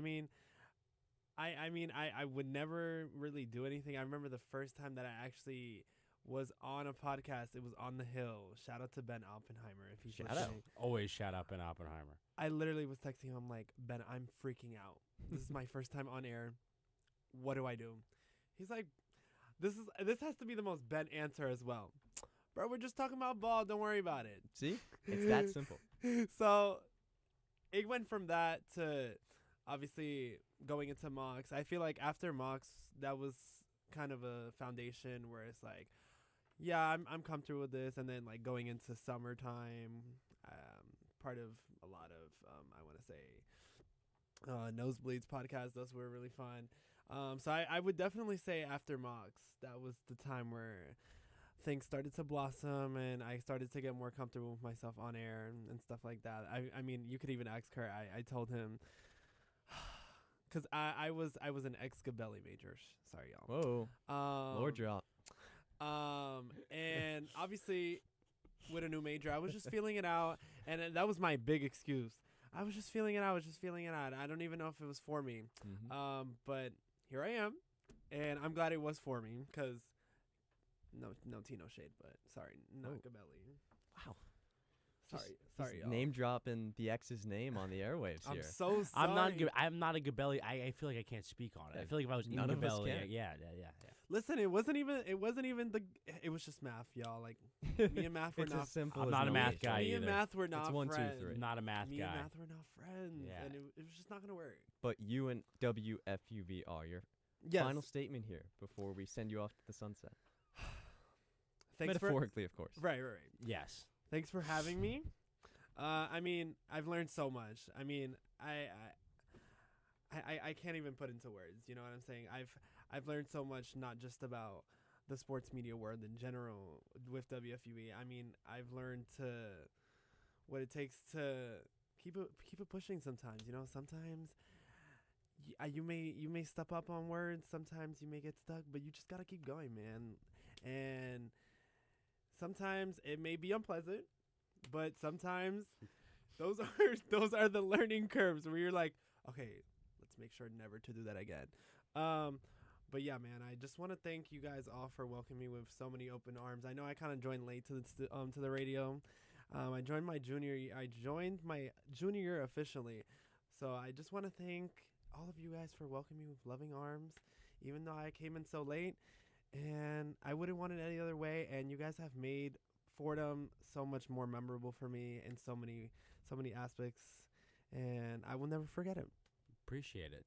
Peter joined late, but still made a huge imprint on the station. Nonetheless, thank you for everything. The way that you've uplifted this community and been such a great friend to all. We will miss you here at FUV. Thank you so much for your time. Let's rotate in our next two seniors. Hope Nolan, Isabella Terracini, about to join us here on 101, Hour 3 of the Senior Show as we celebrate the class of 2026. Thanks, guys. Hope Nolan, a Thank senior you. in her second year, also a star in the swim and dive team, and Isabella Terracini in her third year. One of our lead voices for college football and many other things as well. Guys, welcome back onto the mics for the last time. Oh my God, is that emotional? As many of you know, I have my senior photos tomorrow, and of course I'm not ready to say goodbye to this beautiful station or this beautiful campus. It's been a lovely 4 years, 3 years at the station, but I've learned a lot here, and obviously gonna miss it. I mean, same. The people make the place. I'm so excited of all the people I've met, all the people in my mock group. Shout out Mary Hannah from my mock group, literally Shout my out bestie. MHG. Shout out MHG. Shout out Sophia from my other mock group. I had two. Shout out. The women of Double FUV. duty. And shout out Kate Cox, who I also met in mocks. And then everyone else who I met, all the women, like the women's show was literally my favorite thing ever. Shout out women. Shout The out- successful women's show. Shout out women. And And women. I don't know, I'm just so grateful for the station, all the people that I've met, all the experiences I've had. I wish I joined earlier. My fault. But I'm here now. All that matters. Yeah. You can't affect what you've done. You can only affect what you're going to do. What you do with what Yeah, you've yeah, done, yeah. as Yeah. Noah Centineo has put it. You just quoted Noah Centineo on the. No, you quoted Noah Did I? Centineo, yeah. No, I quoted myself. It that does was, not matter what you've done, but what you do with what you've done. See, that seems matters. different than what I said. That seems That's same ex- message, but that is- different. Noah Centineo was not where I thought we were going, but That's like, exactly where my head A went. Noah unfortunately. Centineo quote really stopped me in my tracks. Just now, but nonetheless, Joe. Well, guys, 3 of the 4 of us can say in this room that we, joined too late, and we can't go back and undo that. But let's unpack some memories here. Walk down memory lane. You two obviously have done a lot of assignments together. Curious to hear your favorite memories at FUV with or without each other, because there's so many amazing people in this community and opportunities that you guys got to experience. Walk me through the best of the best. Do you want to go? You want me to go? I can go. I think the coolest thing I've ever done was be able to go to the Heisman. That was actually really cool. Getting to watch Fernanda Mendoza receive that, even though, like, I was not at Lincoln Center, but it was still really awesome. I think he so well deserved it. And honestly, just like being on College Gridiron every single week in the fall was also awesome. Women's show actually rocked me, and then women's show into DARTY Darties. I don't know if I could say that on the air, Joe. I'll allow it. Okay, You spelled it and said it, so it was. I know, yeah. because I was watching him for like a reaction, and then he didn't give me one. I was like, all right, I'll just say it. Whatever you say, Owen said worse. So we're good. God bless. There's nothing wrong with a day party. You're not A day party, or a party during the day. What about a dager? Can I say that? Why would you not? Yeah. Why? Yeah. Dager. There's nothing intrinsically wrong Dagers with on patio. I have no idea if there's one still going on today, but when I left, it is nighttime. Well, so. let's bring the Darty to the airwaves here. We have a caller. You guys are going to be very excited to hear this. Kid's good. The big GMC, Grace McCarron, No way. is on the line. No way. Guys, what's up? What's Absolutely everything. Vibes are high. Everything is awesome. Everything's up. Hi, Grace. Are you home Hi. as in Manhattan, or are you home as in Bronx? My question I to am you. home. I am home as in Manhattan. I'm currently in my bed, but I've listened to the entire senior show and I've enjoyed every second. It's been such a lovely time. You know, I'm very sad you guys are leaving. Like, it's literally killing me a little bit. But I'm gonna start crying. By the way, I just want to say I love you all. Congratulations, and I am so thankful that I got the chance to work alongside and know each and every one of you. And I love, especially Joe already said it. Shout out women. Like, the Real. women of the Real. station genuinely changed my life and would not be where I am today without any of you guys. So that's all I had to say. But love you all. Love you, Isabella. Love you, Hope. And Love you. Carrino and Joe, I love you guys too. And I love everyone behind the board. I was about to say, I was like, do you love these two boys? Do you really? I do. I just want to mention the women first. But You yes, have I to. love I mean, You have of to. course. I love you all. We love you back, and we love you even more than you love us. And we love you more. Believe There's more believe love me, from like, us to you. You are my Speaking daughter. of loved ones. Wow. Catherine on Cox What? on the line. Oh, KC, I'm take it so away. sorry. Oh, hello. I'm so excited to call in and talk to you guys. We're so excited to hear your voice. We're so excited to hear your voice. I haven't heard it in like days. Right? Hope and Isabella, I miss you guys so much, and I can't wait to see you so soon. So incredibly soon, you have no idea. I just want to say you guys are incredible, and I'm so proud of all of you, and I'm so happy to be able to listen to you on your last show. We're so proud of you for everything you've done for the station and for the school, and we love you so much more back. And we love you so much. I'm blushing. Wait. Blush away. You're not on camera. Guess what? You can look as sunburned as you want. Well, I hope you guys have the best rest of your show. And we will, because you wished us that. And we love you, and we'll see you so soon. So soon. Well, thank you, Kate. Thank you to Grace for calling earlier. Again, phone lines open to friends and family here this last hour. We've got Hope and Isabella on our senior send-offs. We'll start with Hope, then we'll go to Isabella. Overall thoughts on your FUV experience and what it's meant to you. Experience, incredible. Shout out Chaz McAdams because he's the reason I'm involved. Chaz McAdams. Had to give a we Chaz went 2 shout hours out. without his name being mentioned. And you know what? He's probably like so offended, but as he should be. So I had to shout him out because that's Shocked he hasn't the called. reason that I'm here. Yeah. Does he hate us or what? Yeah, he's maybe moved on. He's got a little time. He's certainly not moved Sure, he's on. off. A little. We know he had a rough night. Continue. It's a Saturday Yeah, night. it's just been an amazing experience meeting so many new people. I kind of always thought I wanted to be on the air, and I really enjoy the production end of things now, so that's been super awesome. And so grateful for the friends I made along the way. I'm so grateful for you. I'm so glad we met through this and all of our classes together. Yes, It's every been- Monday night. And oh my God, wait, the entire year. The entire year. We were in a Monday night class, both semesters. So far, it's been great, genuinely. And my time at FUV has been nothing short of actually EPIC epic. Yep. She got No, it. I did spell that right. Don't worry. Don't worry. I was just kind of impressed. Spell check. You just rattled off the tongue like it was the chorus to a song. It's 4 letters. I can do that. It Okay, weirdly I'm rolls the one off with the tongue. slow brain here. Epic so weirdly rolls off the tongue, spelled out loud. Yeah. EPIC. You think EPIC you don't think epic. you're getting all of it, but you are. Pick it up. EPIC epic. New saying just dropped. New vocal stem just dropped. Oh, yeah. Hashtag awesome. Okay. Wow. Continue. But War and vocal stems on these drops. Oh my God, are you kidding? No, I'm so grateful for everybody that I've met here, for every experience that I've had, for sitting in this exact same seat, and probably sat in all 3 of these other seats at some random time during the day, maybe even this time during the day before, but it's been one HELL of a movie, and I just cannot say thank you enough for everything that WFUV has brought me, from people to places to events to genuine just experiences, and it's just I will never forget every single moment that I've had in the studio and outside of the studio doing random stuff for FUV. But thank you. 2 of our finest, Hope Nolan, Isabella Terracini, signing off. 2 members of our 15-person senior class. Guys, thank you so much. Thank you. Thank you. So we continue women. our final. Yeah, women. Go women. So we continue Yeah, our women. final hour here on the WFV Senior Show, class of 2026. We've got a couple very well dressed Strapping lads. young men. I was gonna let you. I wanted to hit rattle completely off the different saying. adjectives. I just want to hit a completely different sentence with the same. EPIC epic. Barrett Are we Spritzer, gonna keep Max doing that to Spitza. They may have entered the studio late, but they're certainly going to make an impact here. You guys, on for your senior send-offs.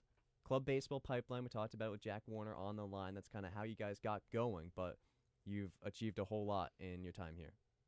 Yeah, I mean, even before Jack Warner, the likes of Mike Calamari, Ryan Gregoire. Pipeline runs deep. The pipeline does run a lot deeper than you would think. Is the Gregoire tree, or does that go deeper?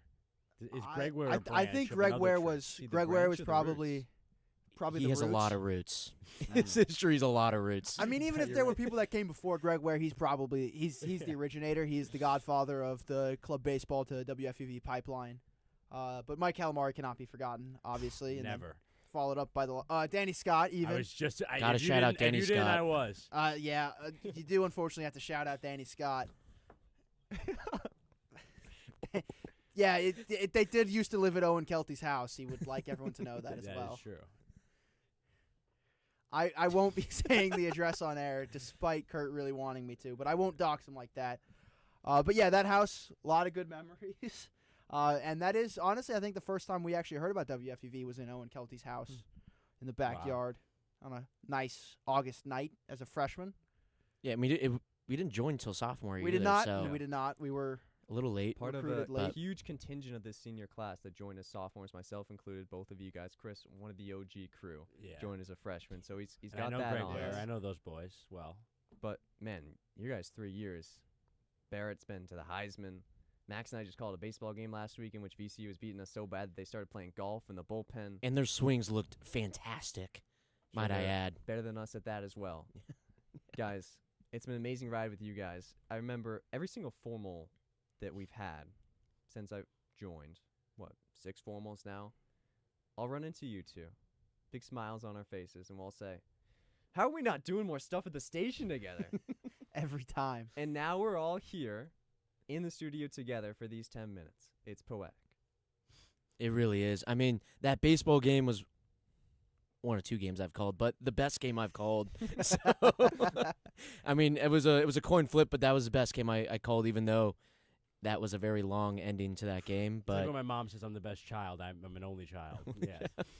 Yeah, you're the best child that like I've ever had. Yes. And I wanted to get back to it. I want to get it from both of you what you just said, hearing about it in Owen Kelty's house, Greg Werth's house at the time. When you both heard about FUV, or maybe it was like in your head as a serious option, like what was your initial thought, and how has your perception sort of the station changed now? You want to start off? I mean, yeah, my initial thought was, initially I just thought it was kind of people getting together, it was like just having fun. Yeah. You know how many people have podcasts these days, so I was like, oh, this is true. Yeah, it's like, all right, whatever it is, you know. And then as soon as I started joining and doing more in it, I was like, oh, this is actually like people I'm going to know for a long time, people who are going to do this for a career. I am not personally do this for a career, but it was one of the best things I've done at Fordham. I would put it even at some points in line with club baseball, which is where Barrett and I became such good friends. Unfortunately, I don't have my mustache. Should have grown that out if I timed it perfectly. But, yeah, I mean. He's got a strong. He's got a good one. He's got a good. We always switch. We were talking about this today, actually. Whenever I have a mustache, he shaves his, and whenever he has one. So there's always a stash between the two of us. But not 2. There can't be 2. Yeah. 2 would be way too many. 0 is a problem. 2 is a problem. 2's a problem. Yeah. 1, the happy place right there. 2 full stashes is way too much facial hair for two gentlemen who live 15 feet away from each other. That just can't happen. But, yeah, I mean, first impression of WFUV, didn't know a whole lot going in, but obviously with the likes of Greg Ware, who was, you know, just truly, you know, FUV to his core. And former El Jefe.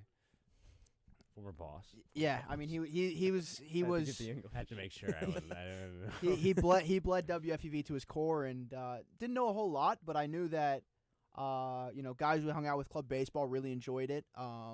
Brought them as a group of friends closer together, and gave them a chance to, you know, just talk a whole lot of ball as with a bunch of different people, and I thought that was pretty interesting. We ended up joining the next year, but as I got more and more involved, I mean, I didn't even know the Heisman ceremony was a thing we could do, and now I've done it twice. Called a couple baseball games. I don't know how many guys do the Heisman twice. That's you're in rare air. I think it may be a little selfish on my part. No. I mean, we were gifted that as juniors because Jack Warner and Lou Orlando had gone the year before. And then I feel like I may have potentially stolen that opportunity from someone. I don't think it's as stolen. I was the only person, I think, potentially in the station's history to go 2 years in a row. But if you have a really good, you're really good at you know, covering a certain niche, college football may be a more niche thing here, then you will get those sort of opportunities. It's a lesson for other people as well. Yeah, I mean, Tucker, don't take this the wrong way, but I'm definitely the #1 college football guy here. And quick, you know, 10 seconds. Mendoza or Ward? Who's the better Heisman? Like just player. Oh, just better quick, 10 seconds. Player in college. Cam Ward, 100%. I'm not 100% bought in on Fernando Mendoza, quite honestly. In the NFL, college, he was good. We're gonna go into this, but I meant for it to be really quick. Because you have 10 seconds. It's your send-off time. I didn't want to. He spent 2 years at Cal, where he honestly nice. his freshman year at Cal, he was potentially bottom 3 quarterback in the entire country. Significant improvement into year 2, and then into year 3, I think it was less of improvement on his part and more improvement on the surrounding cast. But that's I can call into a college gridiron or one-on-one next year to talk about that. And you're fantastic in any fashion. Talking college football, any of it, baseball especially as well. It's fitting that we spend the send-off debating college football very suddenly. I know. And now that we'll was snap my back bad. into form. These are two guys that know how to balance the work and the play. You're coming right from club baseball formal. You come in, you make sure you're in great shape to go on the airwaves, and now you're able to maybe give your closing remarks. Max, we'll start with you. Talk about your WFUV experience. Yeah, I mean, it's been unbelievable. I mean, some key Warner mentioned it earlier. The club baseball where we all came in suits was awesome.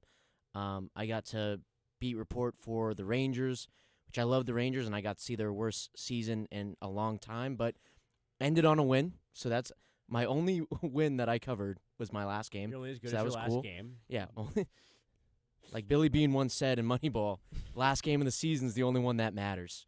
But yeah, I mean, people I'm gonna know for the rest of my life, and you know, it's definitely helped my career goals. You know, being a part of this, and it's gonna be something I remember. I'm gonna be calling in, you know, when the Brewers make the World Series and be in Milwaukee, hopefully at the World Series. So I'll call in. Maybe I'll get a little beat reporting post grad for you guys out there. You mentioned career. What are the next steps? Yeah, so I'm going to work for the Brewers in June, starting in June.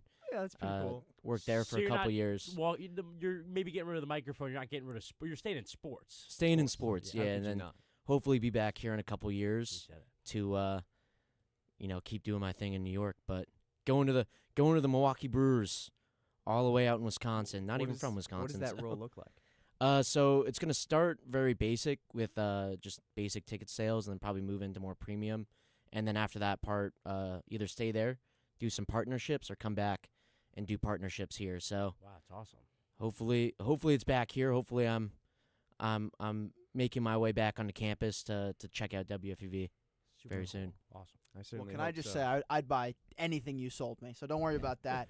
Buy me tickets to see Christian Yelich now. And to go back to something And Joe South said, Frelick. Joe mentioned that we came into the studio in great shape to talk. I don't think anyone has ever described the two of us as guys who are in great shape to do anything, so I appreciate that, Joe. And then as for my time at WFUV, I mean, it's been a blast. From losing my head talking about the Houston Astros to losing my head talking about Texas A&M to losing my head talking about really anything that really in any way piques my interest at the time. Has to do with Texas. Usually Texas A&M, usually the He has Houston to lose his head Astros. too. There's no other option. I really am not great at keeping my cool, especially on air. I feel like you put the microphone in front of me and I just kind of talk for a long time about really whatever you need. As has been kind of evidenced in this, what was supposed to be a 10-minute segment, and I think we're over time. No, So- we're good. You're on it. Don't We're even on worry it. about it. So, I mean, I'll try and keep this short. But, yeah, I mean, I've had a blast doing anything and everything that's really been presented to me at the station. And by far and away, I think last year getting to cover the Heisman ceremony with Chris and Tucker, and So then this cool. year with Brendan and Isabella, I mean, four of the best college football players in the last, however many years, to be able to interview them, to interact with, seasoned media members and to kind of pick their brain about how they go about events like this, to talk to other university radio stations and how they go about it.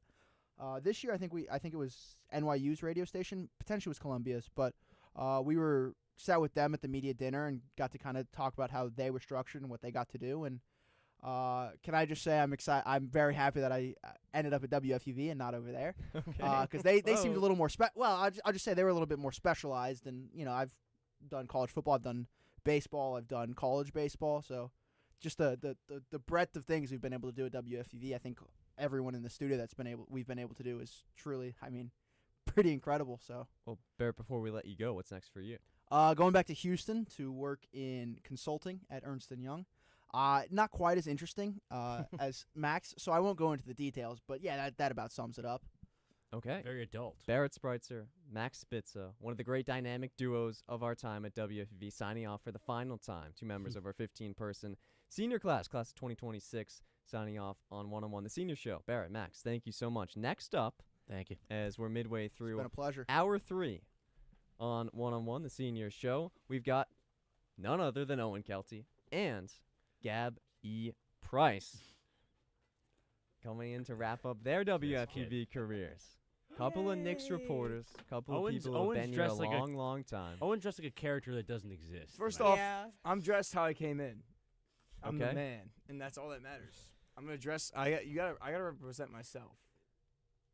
I gotta represent like real who I have been the entire 4 years. That's right, Ken. That's true. And All right. Owen, you're one of 3 people graduating this year that has been here for all 4 years.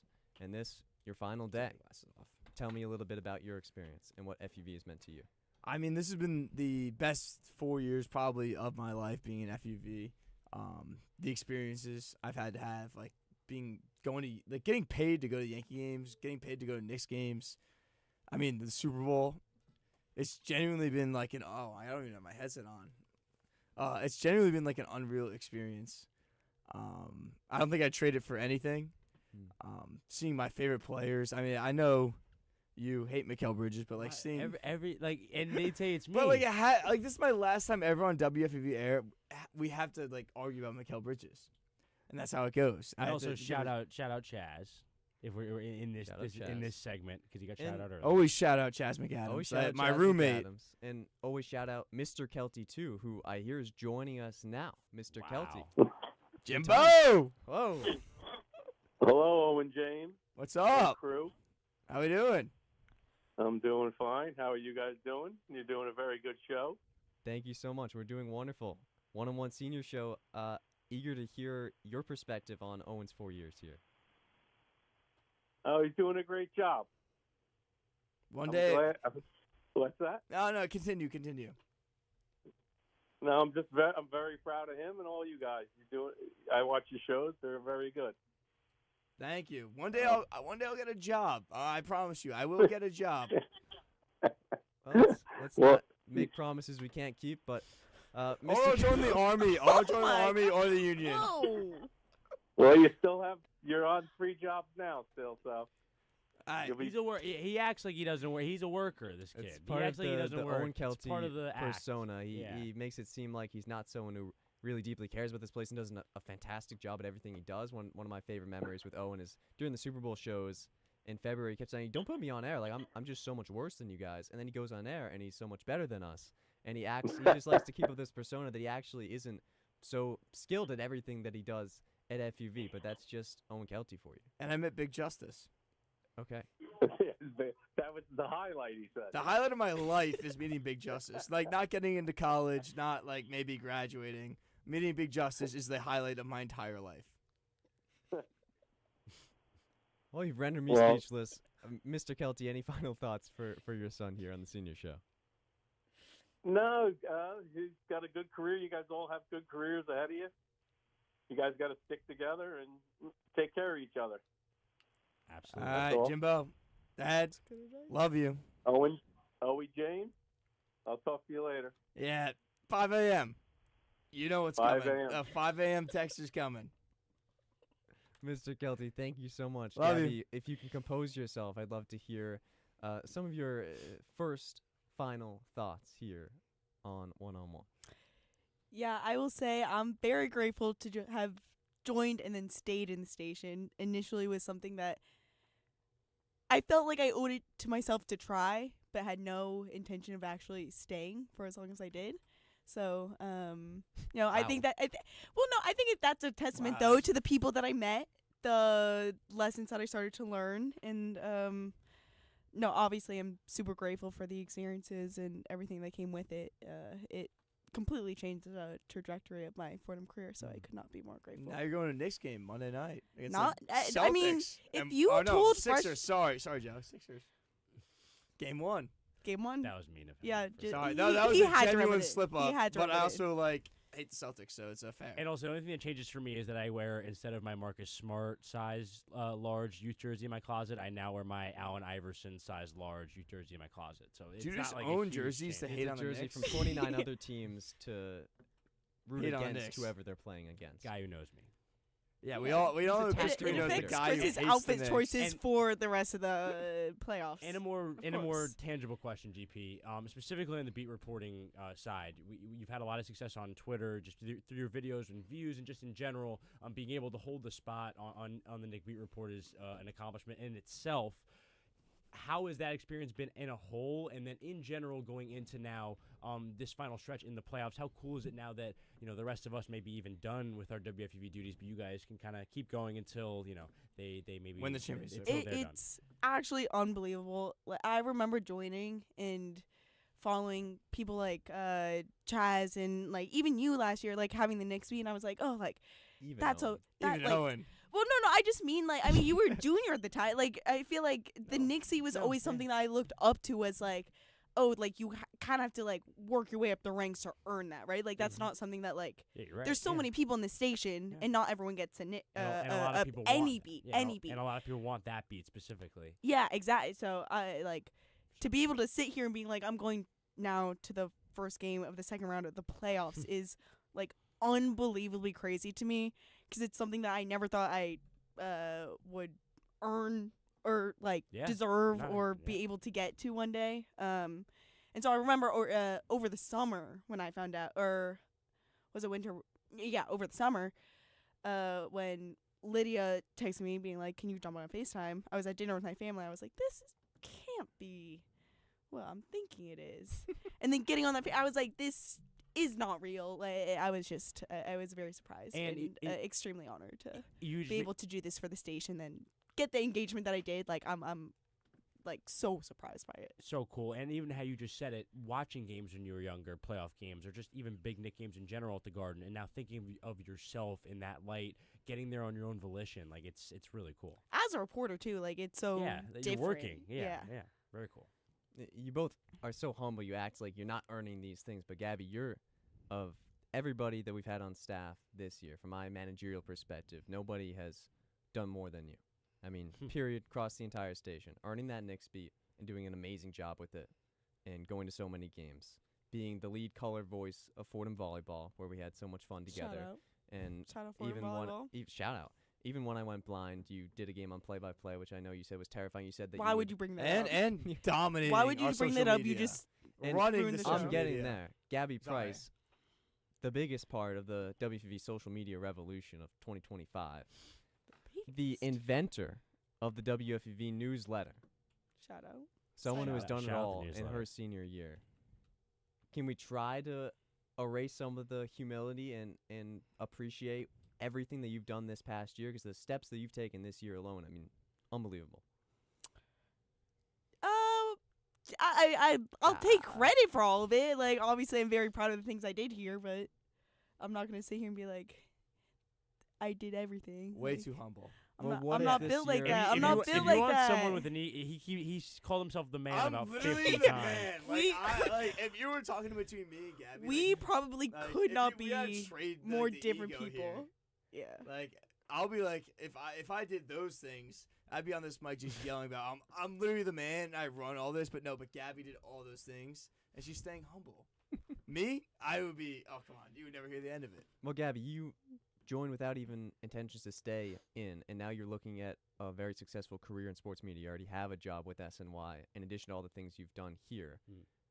Maybe you're not going to be able to shed the humility about what you've done this past year, but talk about how much it means to you, how where this journey's taken you. I mean, it's incredible. I feel I feel like it's hard for me to put into words because obviously all the experiences that I've had here has led to like my success outside the station, and even like I think more than that as a person, I've gotten so much more vocal and confident by joining the station, and I think all of you sitting at this table right now like have pushed me to be more not combative, but just like be more myself, like argue a little bit more, be more vocal and loud, BGP. and like say my opinions. I grew up very shy, so even sitting here and being live on the radio is like not who I thought I would ever become, but like is the person I am. So it's very cool, and I'm very grateful for That's everything that the station has taught me and led me to be. That's the beauty of FUV. Got a couple more minutes for both of you guys. Final thoughts on your FUV experience. Owen, we'll start with you. I mean, like I said before, it's just been like the best 4 years of my life. Just everything that I've done here. Joining as a freshman, obviously Barrett shouted out Ryan Gregory before, but like Ryan Gregory bringing me in. Ryan Gregory is like one of the only people at the station that's probably actually has met my mom. So shout out him. That's a big deal. Shout out.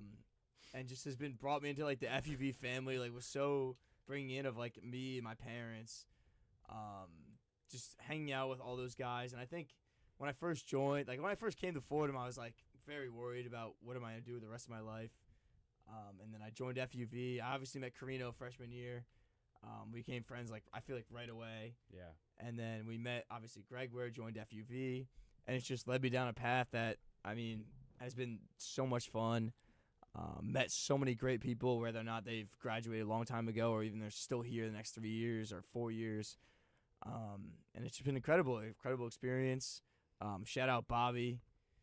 Shout out Shout out Bobby. Taking his classes, just Bobby in general. It's been a fun time to hang around, going to Cooperstown, being here for every Saturday game I've shown up to, whether or not I'm in proper form to be at these games. And I've been miserable and I haven't want to be here, but being here has always made me feel better.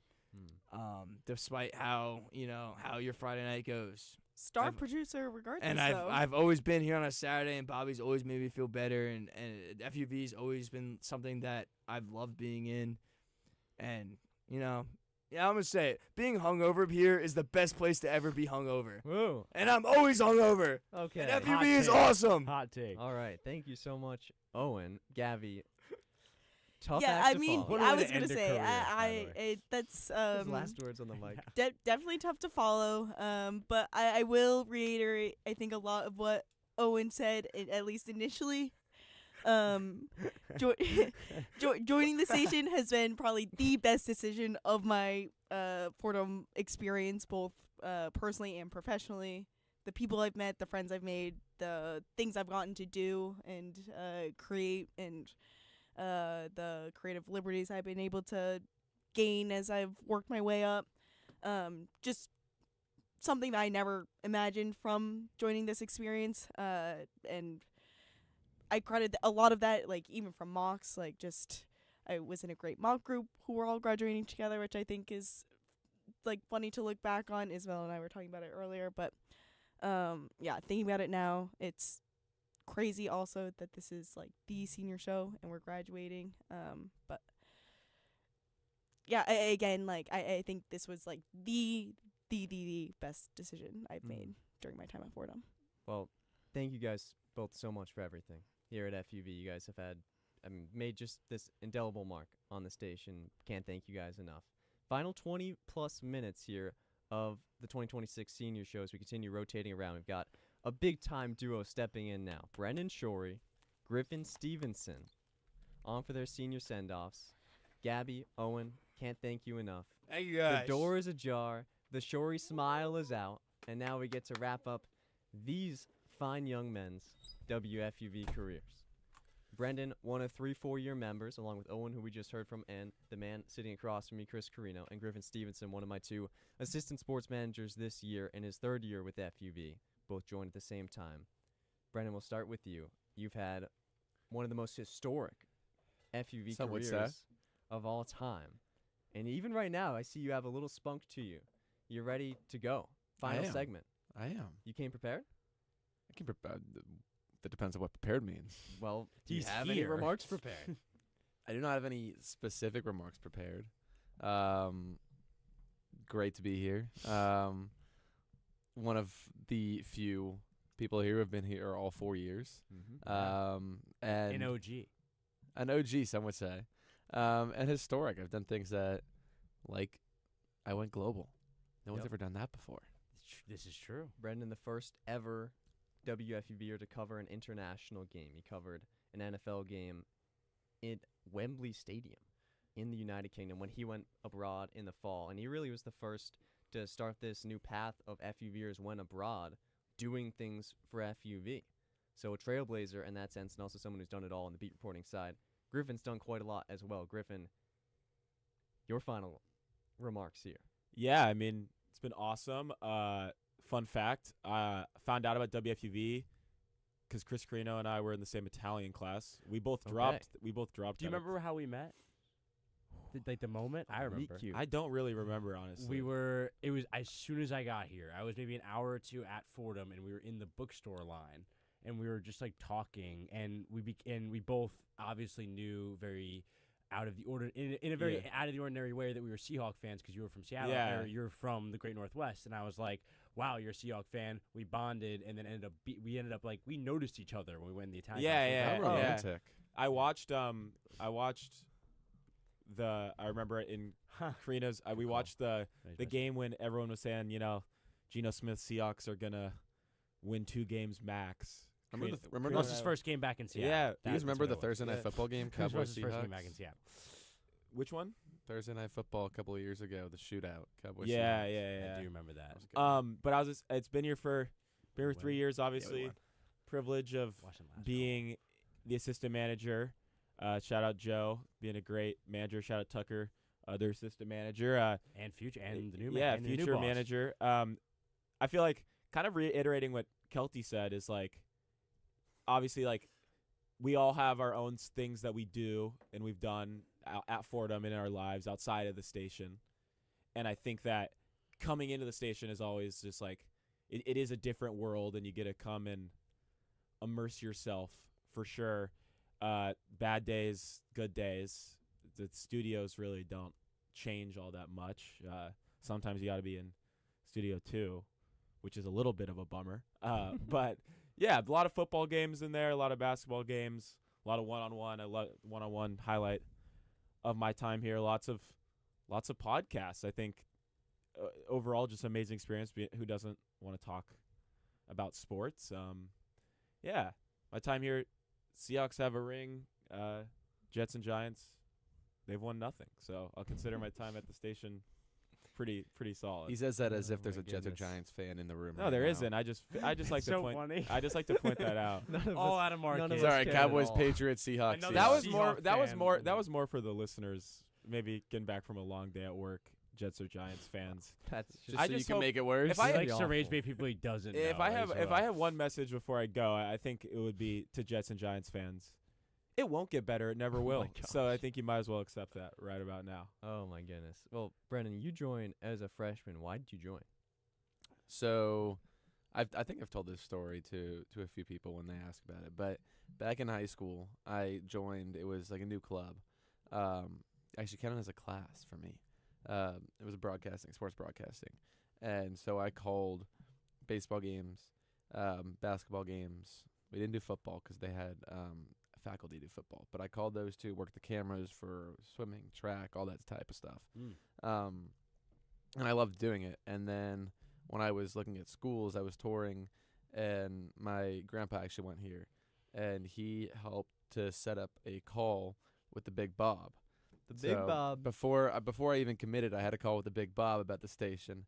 And so then from that point on, I was in contact with him and Ryan Gregware prior to the club fair, where I ended up meeting him there and signing up. But I loved calling the games back in high school, wanted to do it here as well. And then, look at me now. Back then I was doing play-by-play, believe it or not. Now I'm think about that. Now I'm the color voice for Fordham football, or I was this year. Oh my gosh, that's like if Tom Brady played safety in high school. Yeah, type of switch that Brendan big difference underwent.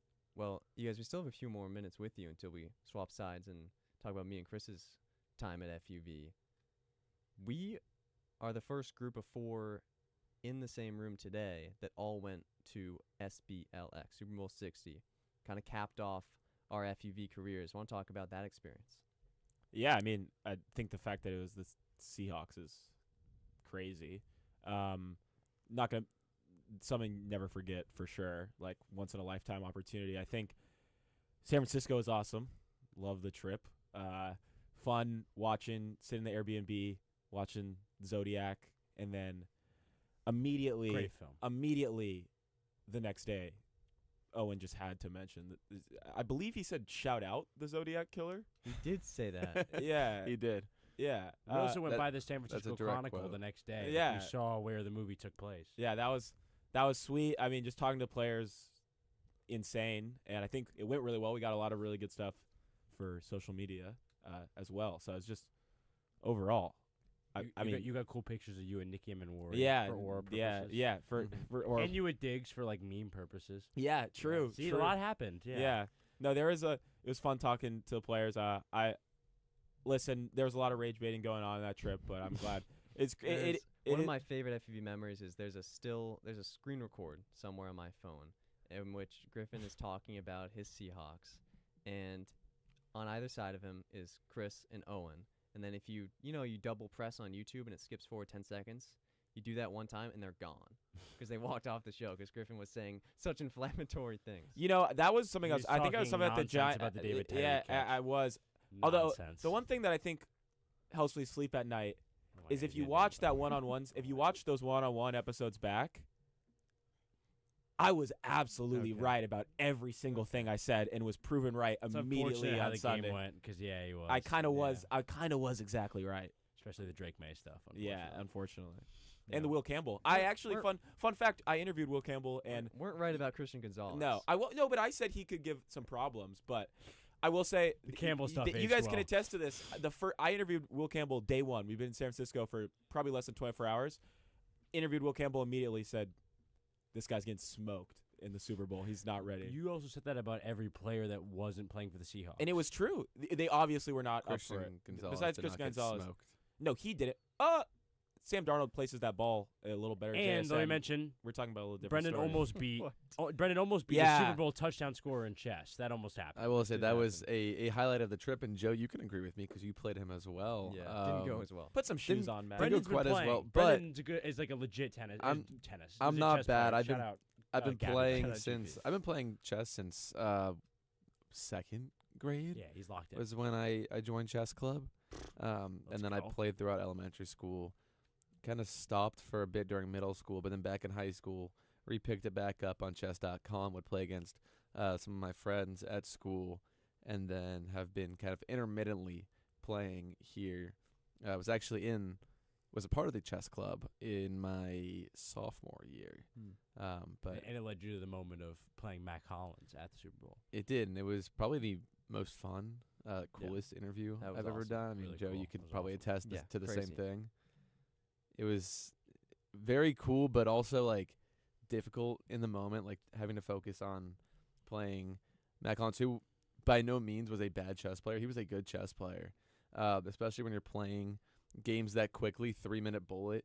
Having to focus on that while also coming up with questions to ask the guy. Yeah, I think that's it. I will say, Brendan, I don't want to toot your horn a little bit. I think you could have I think he had a pretty big advantage when he's the NFL player and he doesn't have to worry about anything. He doesn't have to come up with the questions. He's just got to you react. know, and the power answer 'em. dynamic there in chess is such a mental game that He was also warmed up. I'll Yeah. say that. I hadn't played it all that day. true. I wasn't warmed up for the day. He was also He grounded. kind of flexed those muscles. He was grounded. He did He have- had no shoes. He was barefoot. The toes were showing. The toes. The dogs were barking. Yeah, they were. So he just really, I think he showed all the.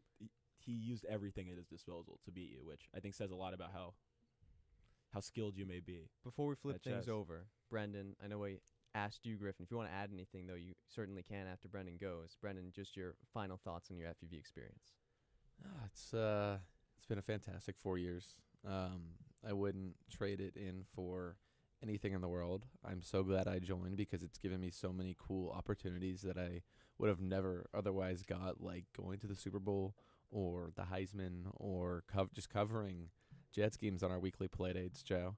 Like stuff like that has given me so many opportunities, given me a lot of really cool people that I got to meet. And so I wouldn't trade it in for the world, and I'm so grateful for what FUV has given me. I think finish off. I think what I kind of reflect on a lot when we get to do these cool things is I feel like what FUV is about, especially for me, has always been whether it's getting to see Manchester United play for the first time in person and being able to go to a press conference, going to the Super Bowl where the Seahawks are in it. I think for all of us, the station has created an infinite amount of moments where if you were having a conversation with your 8-year-old self, he would be like, Yeah. No way, dude. That's awesome. And I think that's the coolest part. Yeah, definitely. That's beautiful. And Chris, I'm sure you could speak to that too. Final 10 minutes here of the 2026 senior show, and we finally get to Chris Carrino, who's been here this whole Just me past and you hour. now? It's y'all's Just turn. Me and you. It's fitting it ends like As this. it has been for the past year, us two being the leads on Fordham men's basketball, which was an amazing experience, but one of many amazing experiences for you. Your 4-year career here, I mean, it stands with anyone's in terms of the things you've gotten to do. Yeah, no, we keep talking about these experiences. Obviously, been in here talking with everybody. The experiences, I've unfortunately gotten to do almost everything I wanted to do. I was just thinking as we were sitting here about the things I haven't gotten to do. I think Islanders, Jets, and Knicks beat report are the only 3 things I didn't do. I did Heisman, Big East tournament, Super Bowl, all the pillars and all the certain rings that I wanted to grasp when getting here. I also had a lot of help. We would talk about the 4-year thing. I had really 4 great regimes, 4 great years of people. I think this one's special just because it's my year. It's our senior year. But Joe obviously joins a list of a few really special managers I've had and a few really special bosses I've had.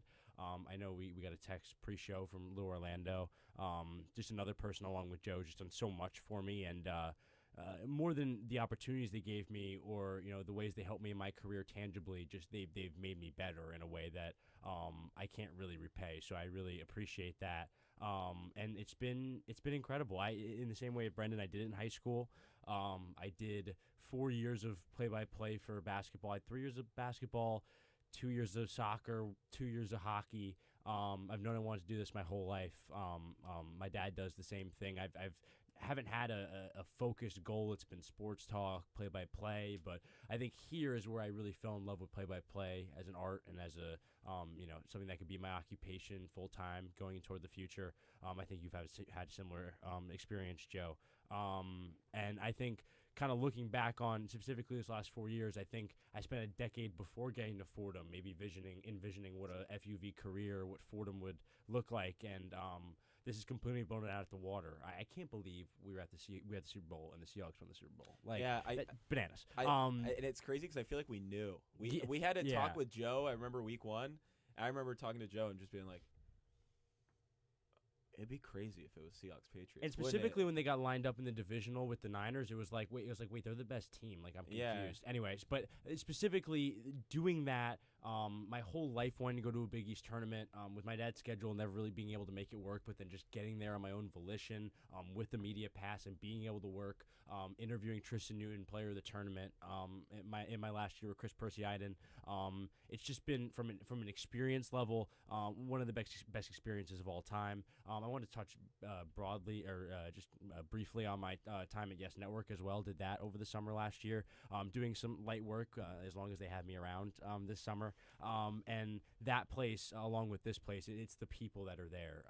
I think the Yankees or Yes Network has a certain maybe perspective. People think of it a certain way. It couldn't have been maybe further than what I actually experienced. It was a small town feel, homey feel, just some of the best people I've ever worked with over at Yes Network, and I feel the same way here.